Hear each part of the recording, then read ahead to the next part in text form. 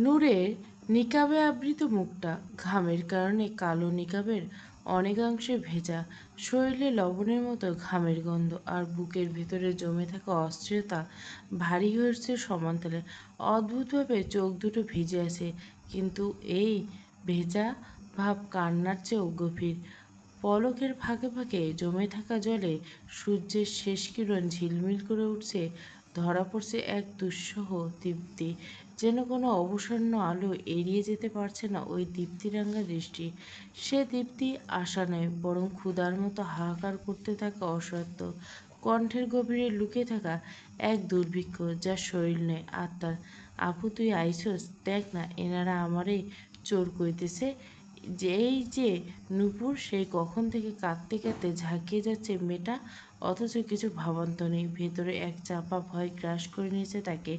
Chairman বাড়িতে দাঁড়িয়ে কিনা সোজা তাদের দলের সিনিয়রদের হাত মুচড়ে ধরার স্পর্শ দেখেছে, এই ভাবনাতে গলা শুকিয়ে এসছে নূরের।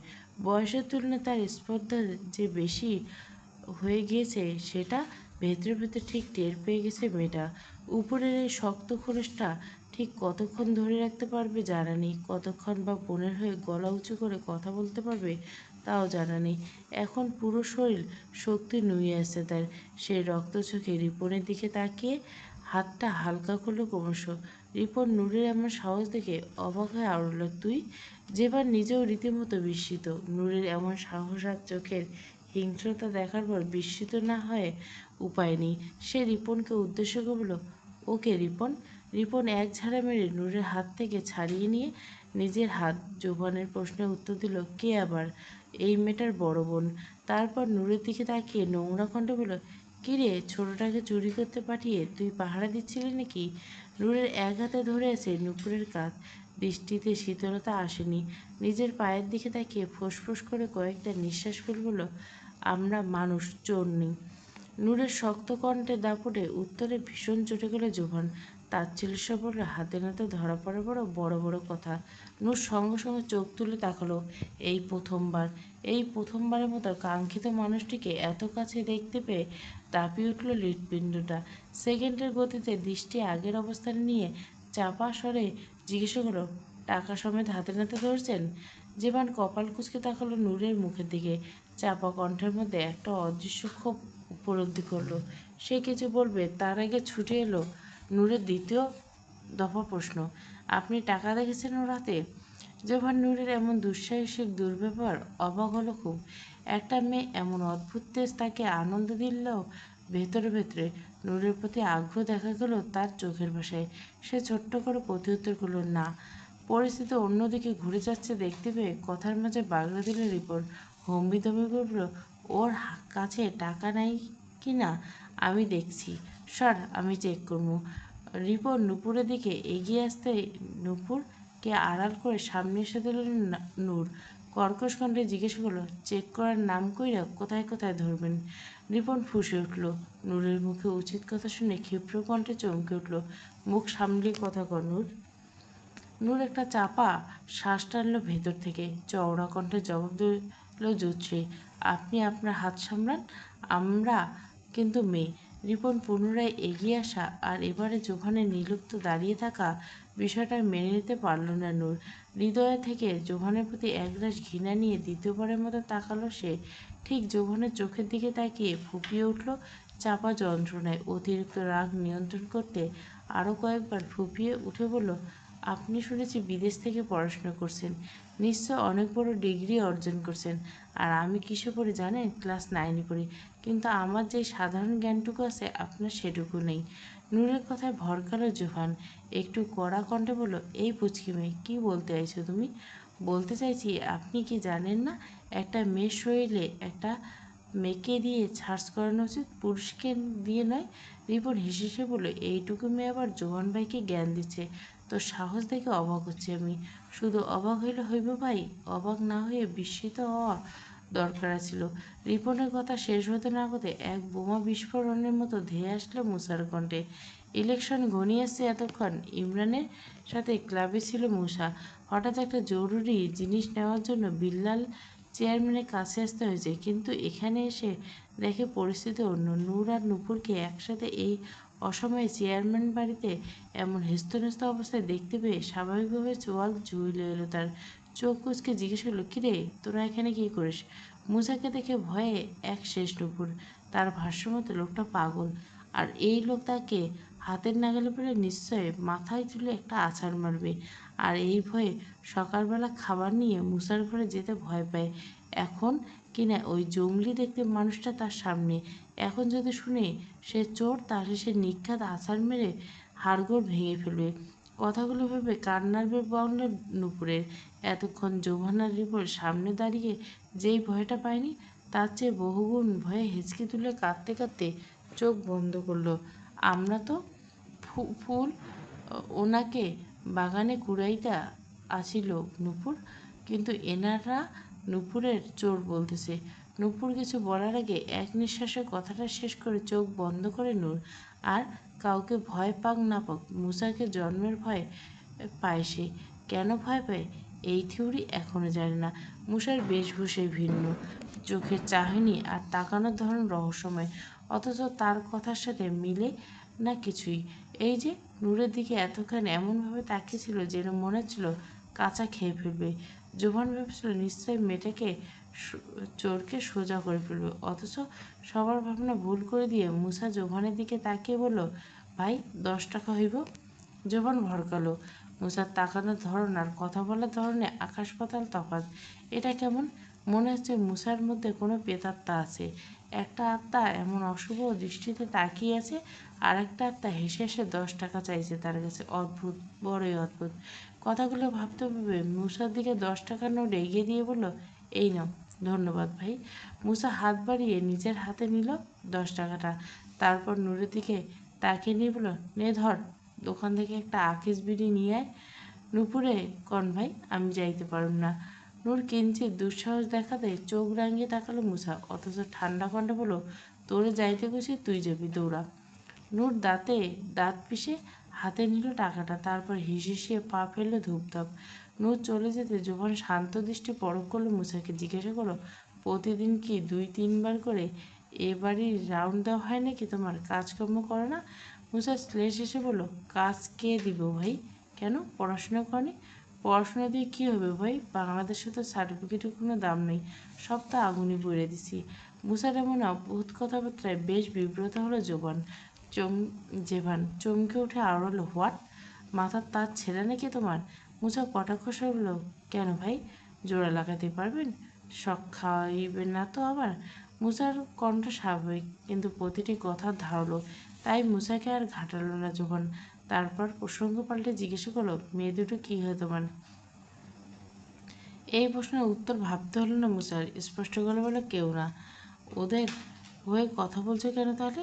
কই ওদের হয়ে কথা বললাম? জীবন আর কিছু বলতে যাবে, তন্মধ্যে হাজির হলো নূর। মুসার দিকে সিগারেট বাড়িয়ে দিয়ে বলল, ধরেন আপনার বিড়ি। মুসা চুপচাপ সিগারেটটা 2 ঠোঁটের মাঝে চেপে ধরে পকেট থেকে বের করলো একটা মাচেস বক্স। নূরকে উদ্দেশ্য করে বলল, হ্যাঁ এবার এনে কি হয়েছে? নূর জিভ দিয়ে ঠোঁট ভিজে বলল, উনি নূপুরকে চোর অপবাদ দিয়ে জামা। মুসা ম্যাচের কাঠিতে আগুন ধরল, কিন্তু সেই আগুন সিগারেটে না ধরিয়ে ছুঁড়ে মারল রিপনের ডুঙ্গির দিকে। রিপন ধরপড়েই লাফিয়ে উঠল, একটুর জন্য বাঁচতে বাঁচতে চেঁচিয়ে বলল, তুই কি করতেছিস মুসা? মুসার দৃষ্টি তরল। সে নরম কণ্ঠে অনুনয় করে বলল, মাফ করবেন ভাই, বিড়িটা কেন জানি ধরতেছে না। মুসার এমন কাজের কথার মাঝে চুপসে গিয়ে নূর থম মেরে তাকিয়েছে মুসার মুখের দিকে। নূরকে থেমে থাকতে দেখে তপ্ত চোখে ছিল মুসা। তিরিক্ষি কণ্ঠে বলল, তুই থামলি কেন? শুরু কর। নূর ঠোঁট দিয়ে ঠোঁট চিপে ধরল, মৃদুস্বরে বলল, উনি ওর জামা খুলতে। মুসা এবারও 3-4টে কাঠি একসাথে। তারপর নূরের কথা শেষ হওয়ার আগে আকস্মাৎ আগুন ধরে কাঠিগুলো রিপনের লুঙ্গিতে ছুঁড়ে দিল কৌশলে। এবার মিস হলো না। 3-4টায় আগুন ধরানোর ম্যাচের কাঠি রিপনের লুঙ্গি গিয়ে পড়তে আগুন ধরল দাউ দাউ করে। ঘটনার আকস্মিকতে হতভম্ব রিপন লুঙ্গির আগুন নেভানোর প্রচেষ্টা চালিয়ে চেঁচালো গলা ছেড়ে, আগুন আগুন ভাই, আমার লুঙ্গিতে আগুন লেগে গেছে। হাত দিয়ে আগুনের পর থাবা মেরে মেরে ফের চেঁচালো, আগুন আগুন, থামা, নিভা নিভা। কবির এগিয়ে এসলো। আগুনে পুরো গিয়েছে রিপনের লুঙ্গির অধিকাংশ। সে আগুন নেভানোর জন্য ভালো কোনো উপায় না পেলেও এমনিতে তৎক্ষণাৎ রিপনের লুঙ্গির গিঁটটা টেনে খুলে আলাদা করলো শরীর থেকে। তারপর লুঙ্গি দূরে ছুঁড়ে মেলে বলল, নেন ভাই, লুঙ্গিও নেই, আগুনও নেই। নূর পিক করে হেসে চোখ বন্ধ করে ফেলল। নূপুর অত শত না বুঝে সে রিপনের দিকে তাকিয়ে মুখ চেপে হাসতে হাসতে বিষম খরদশা। রিপনের হাল বেহাল। কবিরের এমন বোধবুদ্ধিহীন কাজে আপাতত একটা কালো রঙের জাঙ্গিয়া ছাড়া কিছুই নেই তার শরীরে। দুটো মেয়ের সামনে নিজের এমন অপমানজনক অবস্থা থেকে হিংস্রতার জন্ম নিল মনে মনে। সে রেগে হিংস্র দৃষ্টিতে মুসার দিকে তাকিয়ে ঠাস করে থাপ্পড় মারল কবিরের গেলে। রাগে হিসিয়ে করতে করতে বলল, তুই এটা ঠিক করলি না মুসা। মুসার দৃষ্টি নমিত। সে মাথা নিচু করে রিপনের সামনে দাঁড়িয়ে বলল, মাফ করে দেন ভাই, মাথা হ্যাং হয়ে আজকাল কোনো কামকাজ ঠিক কইরা হয় না। আপনার জাঙ্গির একটা ফুটো আছে ভাই, রাজাকার রাজ্য ছাইরা বাড়াইয়া আসার সম্ভাবনা আছে। প্রতিশোধ আর প্রতিহিংসা আগুনে দাউ দাউ করে জ্বলতে উঠল রিপনের বুকের ভেতর। রাগে এতটাই বিবর্তন হলো যে মান সম্মানের বিন্দুমাত্র পরোয়া না করে বেরোলো চেয়ারম্যান বাড়ি থেকে। হনহনিয়ে গেট পর্যন্ত হেঁটে গিয়ে ফিরে তাকালো শটাং হয়ে দাঁড়িয়ে থাকা নূরের দিকে। আগ্নেয়গিরির লাভা পুরোপুরি দগ্ধ হয়ে যাওয়া কণ্ঠে শাসিয়ে বলল, তোরে আমি দেইখেলুমু, আর ওই মাইয়েরও। মুসা তোয়াক্কা করল না রিপনের ধমকি। সে নিজের কাজে মগ্ন। ম্যাচের বাক্সটা খুলতে দেখতে পেল একটা কাঠিও নেই। সিগারেটটা ধরতে না পারে বেজায় রাগ হলো এবার। বাক্সটা ছুঁড়ে ফেলে দিয়ে সিগারেট আস্তে মুখে ভরে দিল, দাঁতের নিচে রেখে পানের মতো চিবোতে চিবোতে নূরকে বলে, এদিকে আয়। নূর গুনে গুনে 2 কদম এগোলে মাথা নত রেখে বলে, জি ভাই। নাক বরাবর সোজা রাস্তা, এরপর থেকে বাঁকা ধারা হলে পায়ের হাড্ডি তেরা হয়ে যাব। তারপর খ্যাক করে বলল, দৌড়। নূর আর নূপুর ভয়ে ছুট লাগালো। নূপুরের দৌড়ের গতি দ্রুত। নূর আগে দৌড়ে দৌড়ে যাচ্ছে, আর নূরের 2 হাতে পরনে বোরখা চেপে ধরে হাঁটছে জাহাপানে। জোবান চুপচাপ দাঁড়িয়ে রইল। নূর আর মুসার সম্পর্কে কেমিস্ট্রিটা বুঝে গেলেও বুঝেও যেন বুঝল না। মাথার উপর দিয়ে গেল মুসার এমন আজব ব্যবহার। তবে নিঃসন্দেহে মেয়েটা দারুণ, একদম অন্যরকম। এতদিন ভেবেছিল গ্রামের মেয়েরা সহজ সরল ভীতু প্রকৃতি হয়, কিন্তু আজ এই মেয়েটার মিথ্যে করে দিল তার ভাবনা। মেয়েটার সাহসের মতো নিশ্চয়। মেয়েটা সুন্দরী, যাকে বলে অনন্যা। কি ভাই, কিছু কইবেন? এভাবে তাকিয়েছেন কেন? মুসার সাবলীর কথায় নড়েচড়ে উঠল জেভান। নূরে যাওয়ার পথে দৃষ্টি ঘুরিয়ে তাকালো মুসার দিকে। কুটিলতায় ভুরু নাচিয়ে ঠোঁট নাড়িয়ে বলল, তোমার সাহস দেখে অবাক হচ্ছি। আমার সামনে দাঁড়িয়ে রিপনের লুঙ্গিতে আগুন ধরিয়েছো কেন তুমি? মুসা আনমরা ভেঙে এদিক ওদিক ঘাড় ফুটিয়ে জবাব বলল, কথায় কথায় মায়েদের ইজ্জতে হাত দেওয়া ভাই। শালার লুঙ্গির তলায় ইন্দুরটা কত বড় একটু দেখতে চাইছিলাম, তাও হইল না। শালার খ্যাত লুঙ্গির নিচে জাঙ্গিয়ে পড়া। যেভাবে একটি বাঁকা হাসি দিয়ে কৌতুক স্বরে বলল, অতিবার বেরো না, ঝড়ে পড়ে যাবে। মুসা তখন দাঁতের নিচে পিষে যাচ্ছে মুখের ভিতর ঢুকে নেওয়া সিগারেটের অবশিষ্ট অংশটুকু। নিরুত্তর কণ্ঠে বলল, দোয়া করবেন ভাই, ঝড় হইলে যেন চেয়ারম্যানের বাড়ি ছাদ ধরে ঝুলে থাকতে পারি। টিনের চালা দেওয়া একতলা ভবন, দেওয়ালের রং অনেকে মলিন হয়ে গেছে, তবু সকাল হলে এখানে জমে ওঠে গ্রামের সবচেয়ে জীবন্ত সময়টা।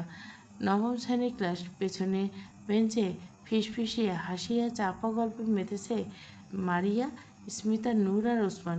অ্যাসেম্বলিতে আজ স্মিতার চুলের সাথে মাথার স্কার্ফে একটা জোরালো গিট বেঁধে দিয়েছিল মারিয়া। এতক্ষণে সবাই মিলে গিট খোলার চেষ্টাতে হয়েছিল নাজেহাল। শেষ উপায় অন্তর না পেয়ে দাঁত দিয়ে স্মিতা স্কার্ফটা ছিঁড়ে ফুটো ফুটো করেছে ওসমান। এই নিয়ে মিনিট 10-এর মধ্যে তাদের তর্ক বিতর্ক চলছে। স্মিতা বার কয়েক ওরে মেরে মেরে আলু ভর্তা বানিয়েছে ওসমানকে। ওসমান নিজের মারের শোধ তুলছে মারিয়াকে মেরে, আর এদের সবার মারামারি বন্ধ করতে গিয়ে নিজের মার খেয়ে আরেক দফা মারামারি বাঁধিয়েছে নূর। এক সময় কলপার থেকে দৌড়ে এলো মিম, চেঁচামেচি বলল, চুপ কর, হাসান স্যার আইতেছে। নূর, মারিয়া, স্মিতা, ওসমান গিয়ে ঠিকঠাক হয়ে বসলো নিজেদের জায়গায়, কিন্তু নূর নিজের জায়গায় বসতে নারাজ। আপত্তি জানিয়ে বলল, হাসান স্যার আইতেছে, আমি সাইডে বসবো, আমারে মাঝখানে দে। স্মিতা নিজের জায়গায় খুঁটি কেড়ে চেপে বসে 2 হাতে আঁকড়ে ধরলে ব্যাগ সাফ করে বলল, আমিও ভুলেও বসবো না ওই সাইডে। মারিয়া মাঝখানে বসে ঠোঁট উল্টে বলল, তুই বসবি না, স্মিতা বসবি না, তাহলে বসবে কে? নূর একটা শয়তানি মার্কা হাসি দিয়ে খপ করে ধরে নিল মারিয়ার ব্যাগ, আর মারিয়ার ব্যাগটা সাইডে রেখে বলল, তুই বস। মারিয়া কটমট করে তাকালো স্মিতা আর নূরের দিকে, হতাশ করে বলল, আচ্ছা আজকে আমি সাইডে বসি, কিন্তু কালকে স্মিতার বসতে হইব। স্মিতা হাসলো, আচ্ছা ঠিক আছে, আজকে বস। স্যার আসার আগ মুহূর্তে জায়গা অদল বদল করে নিল তিনজন। তারপর ক্লাসে ঢুকে সম্মান জানিয়ে সালাম দিল একসাথে, আসসালামু আলাইকুম স্যার। ওয়ালাইকুম সালাম। সব বস সবাই। হাসান স্যার সবাইকে বসার অনুমতি দিয়ে বলল, ক্লাসের রুটিন পরিবর্তন করেছে, আমি বোর্ডে লিখে দিচ্ছি, সবাই নিজেদের খাতায় তুলে নাও। জি স্যার। সবাই একজোটে বলে ব্যাগ থেকে বোর্ড বের করে খাতা কলমে লিখলো। হাসান স্যার বোর্ডে লিখতে শুরু করলো ক্লাস রুটিন। একের পর এক প্রতিদিনের রুটিন লেখার পর শিক্ষার্থীদের মাঝে পড়ে গেল হাসির রোল। স্যার ঘুরে থাকলো, হাসির কারণ জিজ্ঞেস করলো, কী হয়েছে, হাসছো কেন স্যার? ওসমান উঠে দাঁত কেলে হাসতে বলল, স্যার আপনি বুধবারের জায়গায় দুধবার লিখেছেন। হাসান স্যার ফিসে হাসলো, জেনে শুনে বিব্রতিকর শব্দ লিখেও ভান করে বলল, ও খেয়াল করিনি, দাঁড়াও ঠিক করে নিচ্ছি। সঙ্গে সঙ্গে লেখাটা ঠিক করে নিল স্যার। নূর ফিসফিস করে স্মিতা আর মারিয়াকে বলল, দেখলি স্যার, এটা ইচ্ছে করে করেছে। মারিয়া ভেঙচি কেটে বলল, জানি, 1 নম্বরের লুচ্চা। স্যার এবার একে একে প্রত্যেক স্টুডেন্ট তার কাছে গিয়ে দেখতে শুরু করলো। তাদের খাতা দেখা উচিলে মাঝে মধ্যে কাঁধে পিঠে হাত বুলে ছাত্রীদের গলা খাকি বলল, সবাই ঠিক মতো নিজেদের খাতায় তুলে নে, ভুল যেন না হয়। একে একে স্যার সবার সামনে এসে থামলো মারিয়ার কাছে। ওসমান বাঁকা দৃষ্টিতে খেয়াল করছিল মারিয়াকে। যেই না স্যার মারিয়ার কাঁধে হাত রাখলো, সঙ্গে সঙ্গে নিজের খাতাটা হাসান স্যারের দিকে ছুঁড়ে মারল ওসমান। খাতাটা গায়ে এসে পড়তে ভ্যাবাচাকা খেয়ে গেল স্যার। রেগে মেগে বলে, কে রে, আমার গায়ে খাতা ছুঁড়ে মারলি কেন? ওসমান মাথা নত করে ভয়ে ভয়ে উঠে দাঁড়ালো। মারিয়ার দিকে প্রশান্ত দৃষ্টি নিক্ষেপ করে চুপসানে কণ্ঠে বলে, লিখতেছি স্যার, ওই খাতাটা দেখাইতেই মারছি। স্যারের এমন বেয়াদবির ফল কি এমনি এমনি মাপ হয়?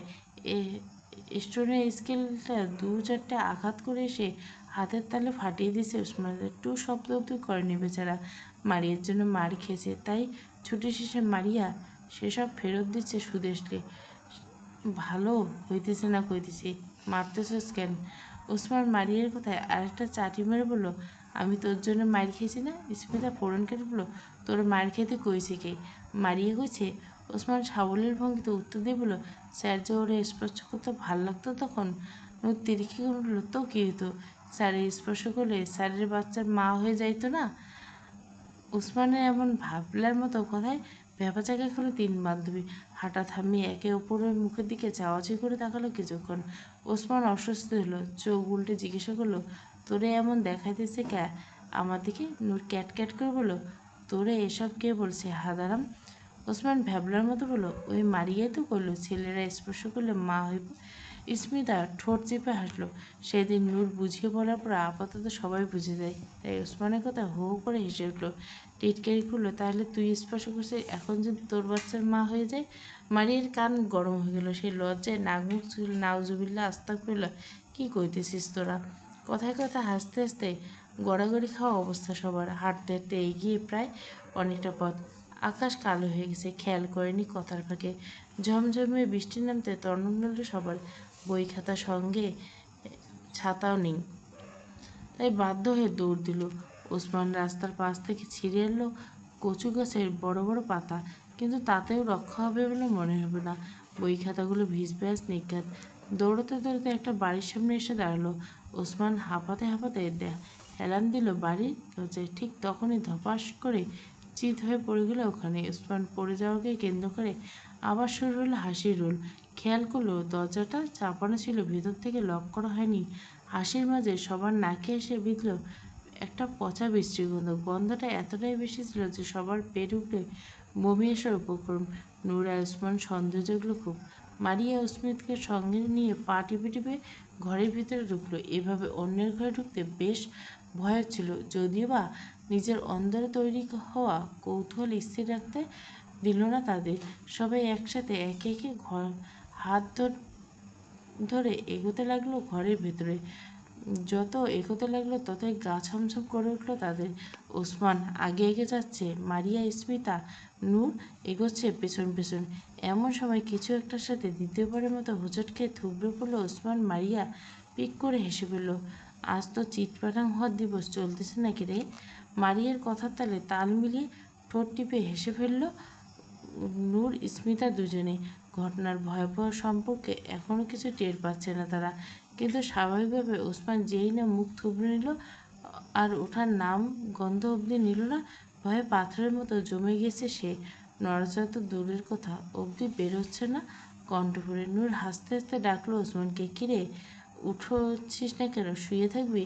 ওসমান সারা শরীর বরফের মতো ঠান্ডা হয়ে গেছে, থরথর করে কাঁপছে কলিজা। কোনো রকম ফ্যাঁস গেলে বলল, লাশ, আমি দুটো লাশের উপর শুয়েছি, বাঁচা আমারে। এলাকায় দুটো লাশ পাওয়া গেছে, এই নিয়ে মানুষের মধ্যে বিরাজ করছে আতঙ্ক আর ভয়।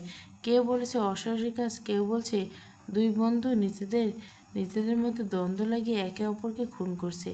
গ্রামের মানুষ জিনে ভূতে বিশ্বাসী নয়, তাই ভূত বিষয়টা বেশি রটল পুরো এলাকায়। কিন্তু পুলিশ তো আর হাত গুটিয়ে বসে থাকতে পারে না, তাদের দরকার এভিডেন্স। খুনিকে আদৌ মানুষ নাকি সর্ষে ফুল লুকিয়ে তাকে কোনো ভূত, সেটা তো একমাত্র সঠিক তদন্ত করলে বেরোবে। তাই এ বিষয়ে সঠিক সুরে আসতে এলাকার চেয়ারম্যানের সাথে একটা বৈঠক বসেছে। পুলিশ অফিসার সৈয়দ, আপনার এলাকায় দুটো মানুষ লাশ পচে গলে গেছে অথচ আপনি টেরও পাননি, এ বিষয়ে আপনার কি মতামত? এদিকে অফিসারকে কি প্রশ্ন করতে হবে এখানে করুন। বিল্লাল চেয়ারম্যানের উত্তর দেওয়ার আগে ভেসে এলো জোভানের গুরুগম্ভীর কণ্ঠ। অফিসার পাশ ফিরে তাকালো, জোভানকে চিনতে না পেরে জিজ্ঞেস করলো, আপনি? জোভান দাপটীয় ভঙ্গিতে পা রাখল বিল্লাল চেয়ারের হাতলের উপর, দাম্ভিক করে বলল, এই চেয়ারের উত্তরসূরি। বিল্লাল ক্ষুব্ধ হলো ভীষণ, হওয়ারই কথা। জীবনের এমন বেয়াদবি মেনে নিতে না পেরে ধমকে উঠল, এটা কি ধরনের অসভ্যতা জীবন?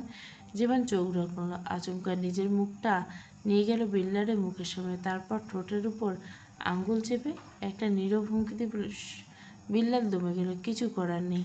কোটি কোটি টাকা, কালো কারবার, সব কিছুর মাথা জোভান। তাই জোভানকে রাখালে প্রকৃত অর্থে নিজেরই লস হবে ভালো করে জানে বিল্লাল। তাই না চাইতে চুপ করে থেকে গেল। অফিসার এবার সামনে দাঁতে দাঁত চেপে মুখে আটকালো কুলুপ। জোভান না হয় সে অন্যভাবে দেখে নেবে। জেভান চায়ের কাপে পরিমাণ মতো চিনি মিশিয়ে এগিয়ে দিল অফিসার সৈয়দের দিকে, তারপর গুমট কণ্ঠে জিজ্ঞেস করলো, লাশ আইডেন্টিফাই হয়েছে? অফিসার সৈয়দ চায়ের কাপ হাতে নিয়ে চুমুক বসলো তাতে, বলল, হ্যাঁ স্যার, কিছুদিন আগে দুজনের মধ্যে একজন পরিবার থানায় একটা মিসিং ডায়েরি করেছে, সেই তথ্য অনুযায়ী লাশ আইডেন্টিফাই করা হয়েছে। ছেলেটা ওই বাড়ির ছেলে আবির, আরেকজন তার বন্ধু রাসেল।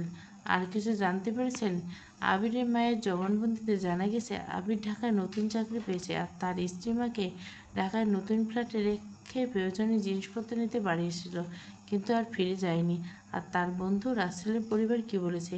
বলেছে সন্ধ্যায় বাজারে যাবে বলে বের হয়েছে, কিন্তু আর ফেরেনি। আত্মীয় স্বজনদের কাছে খোঁজ খবর নিয়ে থানায় একটা সাধারণ ডায়েরি করেছে। ওই পিচ্চিগুলো জবানবন্দি 4 জনে ছিল, 3 জন জ্ঞানের চেয়ে, একজন জবানবন্দি তেমন কিছু জানা যায়নি। ক্ষণিক নীরবতা কাটলো, জীবন কিঞ্চিত বিস্মিত মিশ্র কণ্ঠে বলল, স্ট্রেঞ্জ, 4 জনের মধ্যে 3 জন জ্ঞানের ছেলে আর একজনের কিছু হলো, নাম কি তার? নানুপুরে উচ্চ বিদ্যালয়ের ছাত্রী নবনীতা নূর। অফিসারের উত্তর শুনে ভ্রুকুটি তুলল জোবান, অস্পষ্ট মেয়ে? হ্যাঁ, দলের 3 জন মেয়ে আর একজন ছেলে। ছেলেটা নাকি প্রথম লাশটা দেখে বেহুশ হয়েছিল, তারপর আরও দুটো মেয়ে বমি করে জ্ঞান হয়েছে। নূর মেয়েটা চিৎকার চেঁচামেচি করে খবর দিয়েছে এলাকাবাসীকে। নূরের কথা শুনে একটু আগ্রহ জন্মালো জীবনের মধ্যে, চোখের পাতায় ভেসে উঠল সেদিনকার সেই মেয়েটার চোখ। নিকাবের কারণে আর কিছু দেখতে পাওয়া যায়নি, নামটাও জানা হয়নি, অতিরিক্ত ইগোর কারণে জিজ্ঞাসা করা হয়নি একটা সাধারণ মেয়ের নাম। কিন্তু ওই সাধারণ মেয়েটার মাঝে যে অসাধারণ কিছু ছিল সেটা খুব ভালো করে বুঝতে পেরেছিল জীবন। এবার আর অন্য মেয়ে। অফিসারের কথা শুনে একই রকম সাহসী মনে হচ্ছে এই মেয়েটাকেও, তাই মেয়েটাকে দেখার ইচ্ছে হলো তার। অফিসারকে বলল, ইন্টারেস্টিং, মেয়েটা আমার সাথে দেখা করতে হবে। এই গ্রামের মেয়ে এত স্ট্রং হয়ে গেছে জানাই ছিল না। আচ্ছা স্যার, আমি তাহলে আসি এখন। নূর থানায় যাওয়ার জন্য ডাকা হয়েছে আজ, সে উদ্দেশ্যে বোরকা পরে রেডি হয়েছে সে।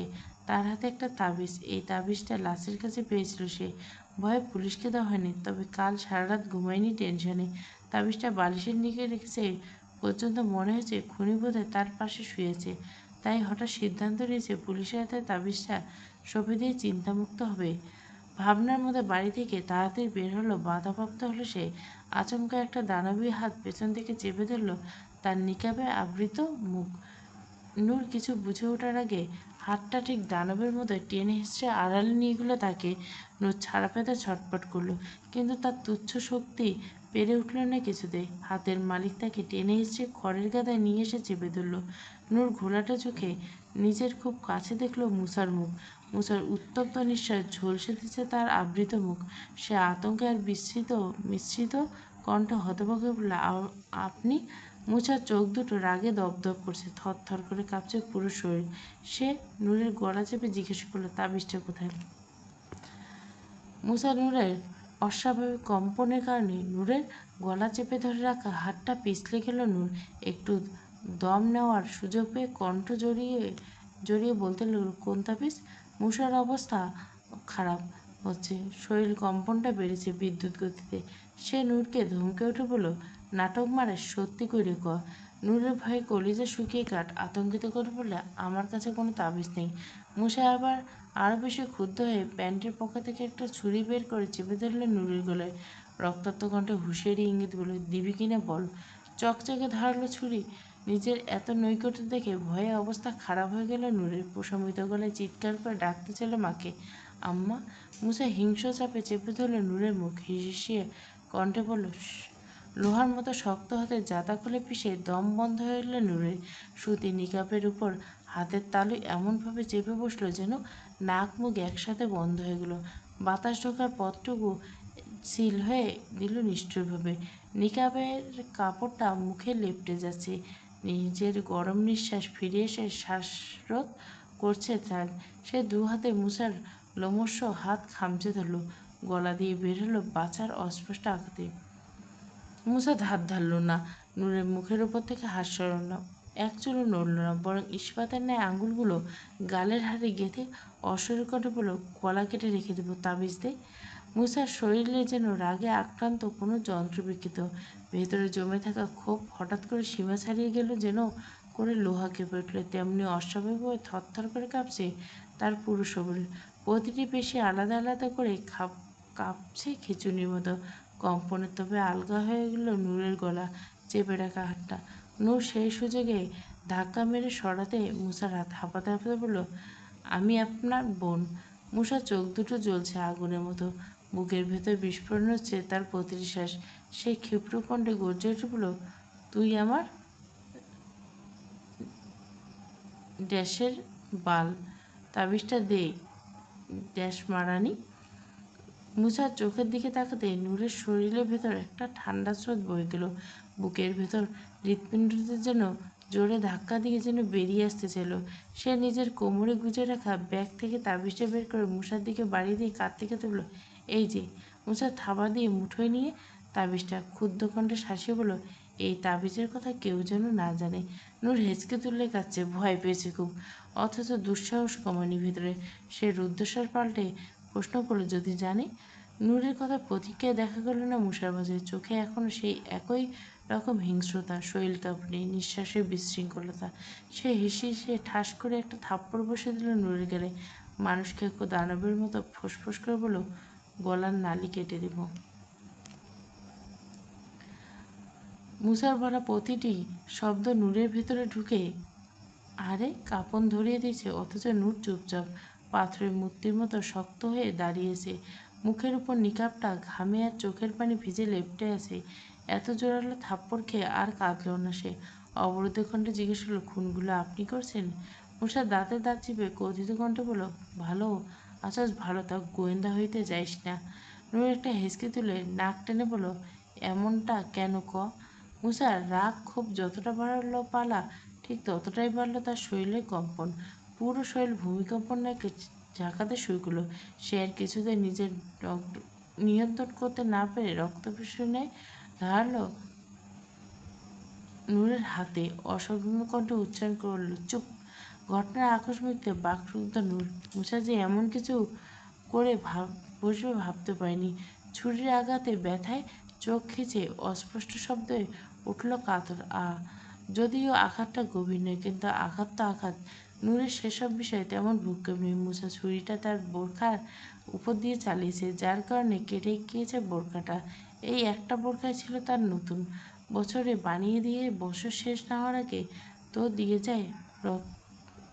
কিন্তু বোরখাটা কেটে গেল, সেটা কী হবে এটা ভেবে হাত দিয়ে কাটা জায়গাটা চেপে ধরলে ফুপিয়ে কেঁদে উঠল। আশ্চর্যজনকভাবে মুসা কাঁপাকাঁপি সম্পূর্ণ থেমে গেল। শরীরটা হঠাৎ শান্ত হয়ে গেল। থেমে গেল ভূমিকম্পের মতো অস্থির কম্পন। নিঃশ্বাসগুলো অস্বাভাবিক হয়ে উঠল। চোখ আগুন স্নানার ধূসর হলো। নূর রক্ত আর পিপাসু মস্তিষ্ক এনে অগ্নির ভিতরে জল ঢেলে দিচ্ছে অদ্ভুতভাবে। নূরের লাল রক্ত তার রক্তাক্ত দৃষ্টিতে এনে দিয়েছে অদ্ভুত বিশুদ্ধতা। কোনো শব্দ করবে না, আমি কিন্তু জিহ্বা কাটতে পারি। সবশেষে নূরকে আরও একবার শাসিয়ে বড় বড় পা ফেলে প্রস্থান করল মুসা। নূর অবিন্যস্ত মস্তিষ্ক বাসা বানিয়ে দিয়ে গেল হাজার হাজার প্রশ্নের সমাহারে। নূর আর দাঁড়িয়ে রইল না, হাত থেকে পড়েই যাচ্ছে। সে তড়িঘড়ি হাতটা চেপে ধরে ঘরের দুয়ারে এসে বসলো। গলা ছেড়ে ডাকলো মাকে, আম্মা আম্মা, বায়োটিনের বোতলটা কই? নূরের ডাক শুনে ছুটে এলেন জামিলা। দেখতে পেল নূরের হাত কেটে রক্ত বেরোচ্ছে, অথচ মা হিসেবে তার মধ্যে কোনো প্রকার তটস্থ ভাব দেখা গেল না। উল্টে কণ্ঠে একরাত বৃষ্টির করে, হাত কাটলি কেমনে? বোরকাটা তো ছিঁড়ে ফেলেছ মনে হচ্ছে, চোখ জায়গা চলছে না। নূরের চোখে পানি নেই, তবে তখনকার ঘটনা রেশে গলা কাঁপছে এখনো। সে শুকনো ঢোক গেল বলে টিনের সাথে লাইগা হাতটা কাইটে গেছে। বায়োটিনের বোতলটা একটু আইনে দাও। বায়োটিন তো তোর মনিরা ভাবি নিয়ে এসেছিল, দিয়ে যায়নি। যা গিয়ে নিয়ে, তুমি যাইয়ে একটু নিয়ে আসো না আম্মা, আমার মাথা ঘুরতেছে। চুলায় রান্না, যাইলে যা না যাইলে এমনি থাক, এত সহজে তোর মরণ হইব না। হাত কাটার কারণে যতটা না জ্বালা হলো, তার চেয়ে বেশি জ্বালা হলো নিজের মায়ের মুখে এমন কথা শুনে। বুকটা ভারী হয়ে গেল পাথরের মতো। নূর উঠে দাঁড়ালো, কান্না চাপা কণ্ঠে বলল, বাই চাইছে বললে তো কথা শুনাইতে পারো আম্মা, মইরা গেলে কারে শুনাইতা? জামিলার মেজাজ খারাপ হলো। নূরকে ঝাড়ি মেলে বলল, বেশি কথা কইস না নূর, নিজের কামে যা। নূর কথা বাড়াল না। মায়ের সাথে কথা বাড়ালো, অবশিষ্ট চোখের পানিটুকু বিসর্জন দিতে হবে তাকে। সে চোখের পানি মূল্য বুঝে। তার যাত্রার সামনে কান্না করাটা নিতান্ত বোকামি। তাই কোনো বাক্য ব্যয় না করে সোজা চলে গেল মনিরাদের বাড়ি।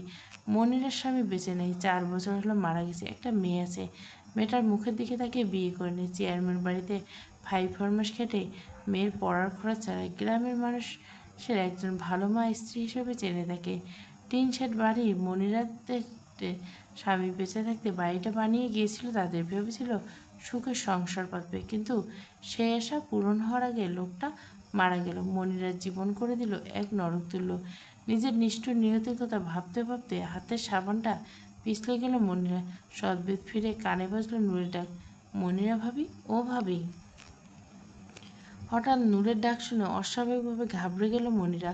বুকের ভেতরটা কেঁপে উঠল যেন আচমকা অন্ধকারে আলো জ্বালিয়ে দিয়েছে কেউ। সে সাবানটা হাত থেকে পিছলে পড়ে গেছিল, সেটা তুলতে গিয়ে পা পিছলে গেল। কোনোমতে নিজেকে সামলে নিলে শরীরে কাঁপুনি থামল না। চোখে মুখে ভেসে উঠল ভয় আর আতঙ্ক। চোখ দুটো বড় বড় হয়ে গেল, ঠোঁট শুকিয়ে কাঠ। সে অজান্তে শুষ্ক ঢোক গেল। হাত চালাতে লাগলো তাড়াহুড়ে। মাথার ভেতর এলোমেলো ভাবনা, কিছু পরিষ্কার নেই, শুধু একটা অজানা আশঙ্কা। হাত চালালো তাড়াহুড়ে। কলপারে একটা পায়জামা ধুচ্ছিল, সেটাকে ঘষতে শুরু করলো যাহা পারে। ভাবি, ভাবি কই তুমি? আর শোনো, গেল নূরের ডাক। এদিকে পায়জামা থেকে বের হচ্ছে শুকনো, যতবার ঘষছে ততবারই বেরোচ্ছে। এদিকে গেট খোলার আওয়াজ শোনা গেল। নূর বোধহয় বাড়ি ঢুকে গেছে। উপরতে না পেরে মনিরা দ্রুত তার পায়জামাটা এক বালতি ঢেকে অন্যায় হাত মুছতে মুছতে এগিয়ে গেল নূরের দিকে। ধরপনা কণ্ঠে বলে, এ কি নূর, তুই এ সময়? মনিরা হাবভাব অস্বাভাবিক দেখে চোখ মুখ কুঁচকে এলো নূরে। জিজ্ঞেস করলো, তোমার এমন লাগতেছে কেন ভাবি? মনিরা ঘাবড়ে গেল, কেমন হাঁসফাঁস করার মতো করলো, কই এমন না তো, ওই আর কি, শরীরটা একটু খারাপ। নূর আর ঘাটালো না, কথা বাড়ানো না, যে প্রয়োজনে আসলো সেটাই ছিল। বায়োটিনের বোতলটা একটু দাও। আম্মা কইলো তুমি নাকি আনছিলা। নূর কোনো প্রশ্ন করায় একটা চাপা শ্বাস ছেড়ে বলল, কেন রে, এই সময় আর কার কী হলো?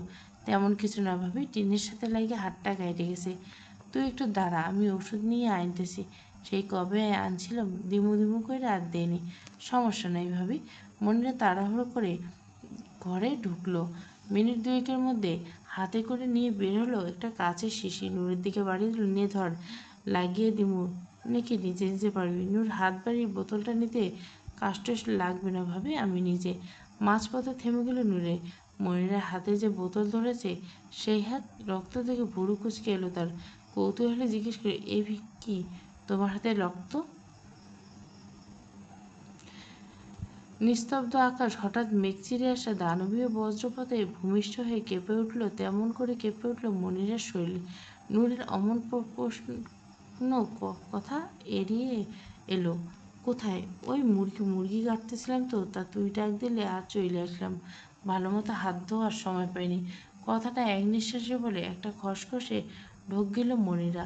নূর হয়তো বুঝতে পারল মনিরা অস্বস্তি, তাই আর ঘাটল না।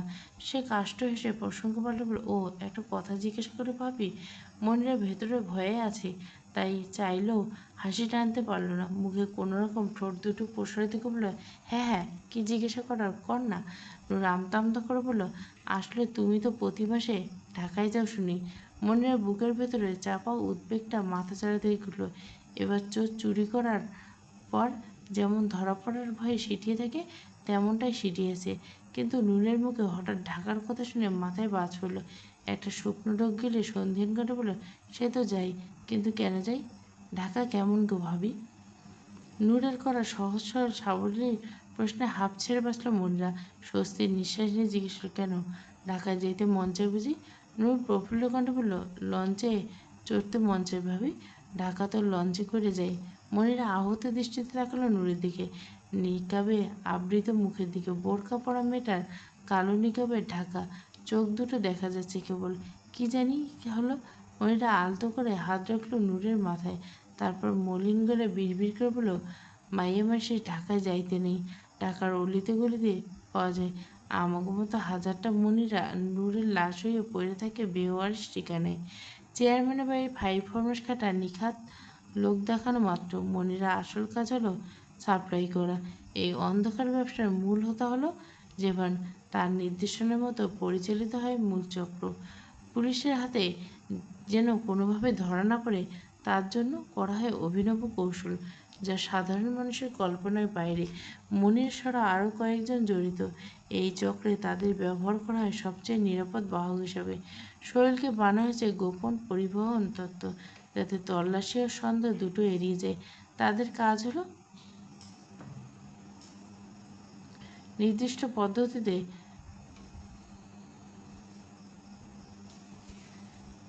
তারপর নির্দিষ্ট গন্তব্যে পৌঁছে সেই গোপনে প্যাকেট বের করে সরাসরি কাস্টমারদের হাতে তুলে দেওয়া ছিল কাজের শেষ ধাপ। এই কাজের পেছনে আছে সুগঠিত নেটওয়ার্ক। এখানে সব কিছু নির্ধারিত নির্দেশনায়, কোথায় যাবে, কখন যাবে, কার হাতে পৌঁছবে, পুরো প্রক্রিয়াটা এমনভাবে সাজানো হয়েছে যাতে বাইরে থেকে কিছুই ধরা পড়ে না। সভ্য জীবনের আড়ালে নীরব আর নিখুঁত পরিকল্পনা প্রতিনিয়ত চলে এই নিষিদ্ধ লেনদেন। টানা 1 বছর যাবৎ এই একই পদ্ধতি সাপ্লাই করে কাজ করতে করতে মনিরার শরীরে দেখা গেছে ব্যাধি। তার গত কয়েকদিন যাবৎ হচ্ছে রক্তক্ষরণ, সাথে যন্ত্রণা আছে। সকালে সেই কারণে ভয়ে ভয়ে পায়জামাটা ধুচ্ছিল, যদি কেউ দেখে ফেলে, যদি কেঁচো ঘুরতে গিয়ে তার সাপের সন্ধান পেয়ে বিপদ। তার কারবার করা জানাজানি হলে মরণ নিশ্চিত, কারণ এই অন্ধকার জগতে দুর্বলতার সুযোগ নেই। নূর কোনো রকমে বিদায় দিয়ে চেয়ারম্যান বাড়িতে ছুটে এসে মনিরা জোবানের সাথে সরাসরি কথা বলে এই কাজ ছাড়তে হবে তার, নয়তো খুব শীঘ্রই জীবনের মায়া ত্যাগ করতে হবে। চেয়ারম্যান বাড়িতে গোপন ডেরা বাড়ির পাশের কাছারি ঘরে। আগে একজন বয়স্ক হুজুর থাকতো এই ঘরে। একদিন অলৌকিকভাবে তার পাওয়া গেছে এই ঘরে। সেখান থেকে গ্রামের মানুষের মনে জন্ম নিয়েছে অন্ধবিশ্বাস। কেউ ভূতে ভয় পায়, মারায় না সেদিকে। আর সেই ভয়কে পুঁজি বানিয়ে কাচারি ঘরকে বানিয়ে উপযুক্ত স্থান বানিয়েছে জেভান। কাচারি ঘরে আগের থেকে বসেছিল জেভান। ঠিক সেই সময় মনির এসে হাজির। মনিরা ঢুকে হন্তদন্ত হয়ে দরজা লাগলো, তারপর ভয়ে ভয়ে জোবানকে বলল, আমার শরীরের অবস্থা ভালো না স্যার। জেবান যেভাবে ঠিকঠাক তাকায়নি অবধি মনিরার দিকে, তখন নজর ফোনের স্ক্রিনে। সে স্ক্রল করতে করতে উত্তর দিল, সো হোয়াট, মরে তো যাওনি? মনিরা আঁতকে উঠল, চমকে তাকালো জোবানের দিকে। হু করে বুকটা কান্নায় ভেঙে পড়ল। সে ভাঙা কণ্ঠে বলল, আপনি এসব কী কইতেছেন স্যার? আমি জানতে আইছি আমি আর কাজ করতে পারবো না এখানে। ফোনের উপর স্ক্রলিং করা বৃদ্ধাঙ্গুলটি হঠাৎ থেমে গেল জোবানের। চেহারা থেকে বোঝা যাচ্ছে মনিরা এই কাজ ছেড়ে দেওয়ার বিষয়টা মোটেও পছন্দ হয়নি। অথচ সে শান্ত ও ঝড়ের আসার পরিবেশটা যেমন থেকে ঠিক তেমনই কেবল ঠান্ডা কণ্ঠে, না করলে কি করবি? মেয়েকে নিয়ে কবরে যাবে নাকি এইটাই? ভয়ে আতঙ্কে এবার মুখ চেপে ধরল মনিরা। অস্পষ্ট হল, স্যার। জোবান রাগে মুষ্টিবদ্ধ করলো হাত, তারপর ঠাস করে সামনে থাকা টেবিলটিতে লাথি মেরে গেছে, এই ধান্দা চুরি চারবারি নয় যে মন চাইল করলাম আর মন চাইলে ছেড়ে দিলাম। জোবানে এমন রণমূর্তি সামনে দাঁড়িয়ে রীতিমতো ভয়ে থরথর করে কাঁপছে মনিরা। এই ধান্দায় পা রেখেছে সে জীবনের সবচেয়ে বড় ভুলটাই করে ফেলেছে, সেটা হাড়ে হাড়ে টের পেয়েছে। জোবান হিসি হিসি এগিয়ে এসে দাঁড়ালো মনিরার মুখের সামনে। ভয়ঙ্কর একটা চাহনি সোজা মনিরার চোখে নিক্ষেপ করে ধারালো করে বলল, এই ধান্দায় যে আসে তাকে কবরের টিকিট কেটে আসতে হয়, চুপচাপ বাড়িতে যা। জীবনের চরম মুহূর্তে দাঁড়িয়ে ভয়ের আর হারালো মনিরা। চোখের সামনে ভেসে উঠল আবিরের লাশ। আবির এই দলের ছেলে। একসাথে গিয়ে তারা ঢাকায় ভালো চাকরি পেয়ে এই কাজ ছাড়তে চেয়েছিল। পরিবারের উপর ঝুঁকি আসতে পারে বলে আগে মা স্ত্রীকে পাঠিয়ে দিয়েছিল, তারপর জরুরি জিনিসপত্র নেওয়ার বাহানায় ঢাকা থেকে আবার ফিরছিল। মনিরের সাথে ফোনে কথা বলার সময় বলেছিল জোবান ডেকে পাঠিয়েছে, তার মানে তো এই দ্বারাই কাজ ছাড়ার কারণে আবির জোবানকে মেরে ফেলেছে। দুয়ে দুয়ে চার মেলাতে খুব একটা সময় লাগলো না মনিরার। সে আবিরের লাশের জায়গায় চিন্তা করলো নিজেকে। চাপার উদ্দেশ্যের ফেলল, তাহলে আবিরকে আপনি মারছেন? চুপ, মুখ সামলে, একদম বেশি কথা বলবি না। দাঁতে দাঁত চেপে ঝমকে উঠল জবান। মনিরা যা বুঝে গেল। ডুকরে কেঁদে উঠল, আর কত স্যার, আমাকে কি এভাবে মেরে ফেলবেন? মেজাজ খারাপ হলো মানে সে রুক্ষ গলায় অল্প করে বলল, কথা কম, এখন যা, পরশু দিন মাল নিয়ে ঢাকায় যেতে হবে। আমার সত্যি সত্যি যাইতেছে, আর কয়দিন পরে যাইলে হয় না? যেবার নিজের পকেট থেকে দুটো 500 টাকার নোট ধরিয়ে মনিরের হাতে কাট কান্ড বলে, ট্রিটমেন্ট হলে 2 দিনের মধ্যে সুস্থ হবে, হ্যান্ডওভার করতে মাথায় রেখো। মনির আর কিছু বলার রইল না। টাকা প্রয়োজনের ভীষণ, এই টাকার জন্যই তো ধান্দায় আসা। তাই আর কিছু বলতে পারল না। চুপচাপ টাকাটা নিয়ে প্রস্থান করা ছাড়া আর কোনো উপায় নেই। মনিরা চাওয়া চেলার মতো চেয়ার ছেড়ে উঠে দিল ইমরান। এতক্ষণ ধরে চুপচাপ শুনছিল। আবির এই বিষয়টার রহস্য সন্দেহ ঘুরে ফিরে জীবনের উপর আসছে, সেটা ভুল নেই। ইমরান তো এখন জীবনকে সন্দেহ হচ্ছে। 90 লাখ টাকার মামলা কথা, আবিরের কাছে 90 লাখ টাকার মাল ছিল। তুই ওকে মেরে সরিয়ে ফেলছিস নি তো জোবান? সন্দেহ বসে জোবানকে প্রশ্ন করে বসলো ইমরান। জোবান জল জল দৃষ্টি তুলে তাকালো ইমরানের দিকে, কণ্ঠে বহিবর্ষণের মতো করলো, মাথা গরম ইমরান ভাই, কারবারের কথা বাদ দাও। ইমরান কুটিল হাসলো, ভুরু নাচে বলল, তার মানে তুই খুন করছিস? জেবান রেগে তাকালো, বিরক্তি কণ্ঠে ঝেড়ে বলল, আজাইরা ক্যাচাল কইরো না, তোমার বউকে এক্ষুনি পাঠাও। বউয়ের কথা তুলতে মাথা খারাপ হলো ইমরানের। ক্ষুব্ধ হয়ে জীবনের কলার চেপে ধরে চেঁচিয়ে বলল, নাদিয়ারে এর মধ্যে টানবি না জীবন। তোর বউ, তোমার বউ বলে, যদি বলি তাই? নাদিয়া আমার বউ? জীবন তাচ্ছিল্য ছলে ঠোঁট এলিয়ে দিয়ে বলল, কারবারের মাঝে বউ টানবা না ইমরান ভাই, কারবারে সবার পরিচয় এক, তোমার বউ কিন্তু ভুলে যেও না। রাগে ক্ষোভে ফোঁসফোঁস করে উঠল ইমরান। চোয়াল শক্ত করে চোখ খিচে ধমকে কড়াখণ্ড বলল, জোহান আসতে ইমরান ভাই, নাদিয়ার সাথে শুইতে না পারার জেদ আমার উপর তুলতে চাচ্ছ নাকি? কথাটা বলে বাঁকা হাসল জেভান। এই বিদ্রুপ হাস্যবান শরীর খুঁচিয়ে গেল ইমরানে। বাধ্য হয়ে থামতে হলো তার। কেঁচো করতে গিয়ে কেউটে বেরিয়ে আসার ভয়ে আর হলো স্বাভাবিক কণ্ঠে বলল, বাদ দে বউরে, না টাইনে মালের কথা ক, ব্যবসা তো আমগো, লজ হইলে তোর আর আমার দুজনের সমান হইব। জোবান তীক্ষ্ণ দৃষ্টি চাপলো ইমরানে আগাগোড়া, তবে তপ্ত দৃষ্টি সরল করে সে গম্ভীর কণ্ঠে বলল, মাল সাপ্লাইয়ের জন্য মনিরাকে ঢাকা পাঠাতে হবে পরশু। চারুকে রেডি থাকতে বলবে আর লোক লাগাও, মনিরারকে নজর রাখতে হবে। ইমরান দাঁড়ালো না, কাছারি ঘর থেকে বেরোতে বেরোতে, ঠিক আছে, আমি রিপনকে লাগিয়ে দিচ্ছি। দুপুর গড়িয়ে ঠিক 2টো। রোডটা তখন নিঃশ্বাসের চেয়ে উত্তপ্ত, অথচ চেয়ারম্যান বাড়ির ভেতরে ঢুকে নূরের শরীর ঠান্ডা হয়ে গেল। অফিসের শহীদের সঙ্গে পা মেলাতে মেলাতে মনে হলো কেউ শেকল দিয়ে টেনে ধরেছে তার পা জোড়া। তার বুকের ভেতর কাঁপুনি শুধু কাঁপুনি নেই, মনে হচ্ছে বক্ষপটে বন্দি কোনো পাখি ডানা ঝাপটাচ্ছে উন্মাদের মতো। হৃৎপিণ্ড ফেটে পড়ে যাচ্ছে বিক্ষোভভাবে। অন্তঃকরণ থেকে গলে নামা অদৃশ্য তরল শিরায় শিরায় ছড়িয়ে পড়ছে, ভারী শরীর তুলছে। সে নীরবে এসে দাঁড়ালো গার্ডেনে একপাশে। জোবান পিঠ ঘুরিয়ে বসে আছে সামনের দিকে। নূর দুহাতে নক করছে। জোবানের শরীরে সুঘ্রাণ আর নাকে এসে টেকেছে। এই লোকটা সত্যি তার স্বামী কিনা, সত্যি যদি সেই জানোয়ার কিনা, সেটা জানার আগ্রহ বাড়ল। ভেতর সুপ্ত করার ইচ্ছাটা মাটি চাপা দিয়ে সে কোনোরকম দাঁড়িয়ে রইল শক্ত করে। অফিসার সৈয়দ হেলে দুলে বসালো জোবানের সামনে। ঠোঁটের কোণে কুটিল হেসে বোঝা গেল জোবানের সাথে ভালোই সখ্যতা হয়েছে, হয়তো আছে অঘোষিত লেনদেন। সৈয়দ জোবানের সামনে দিয়ে চোখ দিয়ে ইশারা করলো পিছনের দিকে। জোবান স্বাভাবিক ভঙ্গিতে তাকালো। ঘুরিয়ে কালো বোরখা আবৃত এক স্থির অবয়বের দিকে তাকাতে দৃষ্টি সমকল। সেদিনকার সেই একই রকম দেখতে মেয়েটাকে দেখে রীতিমতো বিস্মিত হলো। সে অবাক করে বলল, তুমি সেদিনকার মেয়েটা না যার বোন চুরি করেনি? ধরে বেঁধে চোর প্রমাণ করার চেষ্টা চালানো হয়েছিল, যাকে তার বোন। জেবানের মুখের কথা কেড়ে নিয়ে কড়া ভাষায় জবাব দিল নূর। এতক্ষণে ধরে মাথা নত থাকলো, এখন আর সেই খোলস নেই। সহসায় বাঘিনী চোখে সে সরাসরি চাইলে জোবানের দিকে। জোবান বিস্ময় কাটিয়ে ঠোঁট উল্টিয়ে প্রশ্ন করে বলল, নাইস। আমি ভেবেছিলাম এই গ্রামে এত সাহসী মেয়ে কোত্থেকে এলো, এখন দেখি ঘুরে ফিরে একজনই। কথাটা বলতে বলতে চেয়ার টেলে উঠে দাঁড়ালো জোবান, নূরের দিকে এগিয়ে গেল। বাই দ্য ওয়ে, তোমার 3 বন্ধুর কী অবস্থা? নূর সংক্ষিপ্ত উত্তর দিল, ভালো। জেবান হেয়ালি কণ্ঠে জিজ্ঞাসা করলো, কী হয়েছিল ওদের? নূর রাঙা চোখে তপ্ত চায়নি বলে, জ্ঞান হারিয়েছিল। কেন? লাশ দেখে। লাশগুলো তুমি দেখেছো? হ্যাঁ। তাহলে তুমি জ্ঞান হারাল না কেন? জোবানের এমন বিভ্রান্তিকর প্রশ্নে কপাল কুঁচকে করল নূর। ছোট ছোট চোখ করে জিজ্ঞাসা করলো, এসব কী জিজ্ঞাসা করতেছেন আপনি? জোবান ঠোঁট টেনে হাসলো, ঘুঘুরু তুলে বলল, অজ্ঞান হলে না আবার? এখন এতগুলো কথা বললে 1 সেকেন্ডের জন্য গলা কাঁপলো না কেন বলো তো? নূর তখনও ঢোক গেল। তপ্ত চাহনি অস্বাভাবিকভাবে কিঞ্চিত নড়িবড় হলো। এবার কথার পেছে কী উত্তর দিবে পেল না ঠিকঠাক। তার নিস্তব্ধতার মাঝে ভেসে এলো জোবানের আরেক দফা প্রশ্ন, পচে গলে যাওয়া লাশগুলো দেখে ভয় পাওনি? নূর শ্বাস আটকে স্পষ্ট, না। কেন? কারণ এর চেয়ে বড় আঘাত আমি এর আগেও পেয়েছি।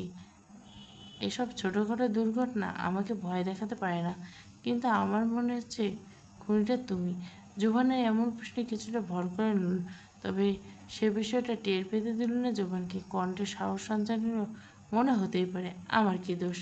যারা মারা গেছে খুব একটা ভালো মানুষ ছিল না। ভালো মানুষ ছিল না তুমি কি করে জানলে? 9-10-এর মেয়েদের জিজ্ঞাসা করেন, আপনিও জেনে যাবেন। জানার প্রয়োজন নেই। আমি শুধু জানতে চাই লাশের সাথে তুমি কিছু পেয়েছো কি না। নূর চট করে মাথা তুলল। নিকাবে আবৃত হরিণী চোখ ধরা পড়ল বাঘে দেখার মতো ভয়ে। সে ভাবল জোবান হয়তো মুসার তাবিজের কথা জিজ্ঞাসা করছে। কোনো মতে জোবান তাবিজটা নেওয়ার সময় দেখে ফেলেনি তো তাকে। ভয়ে হাত পা ঠান্ডা হয়ে গেল নূরের। জমে এলো তালুকণ্ঠ, কম্পিত হলো, না না, পাইনি কিছু।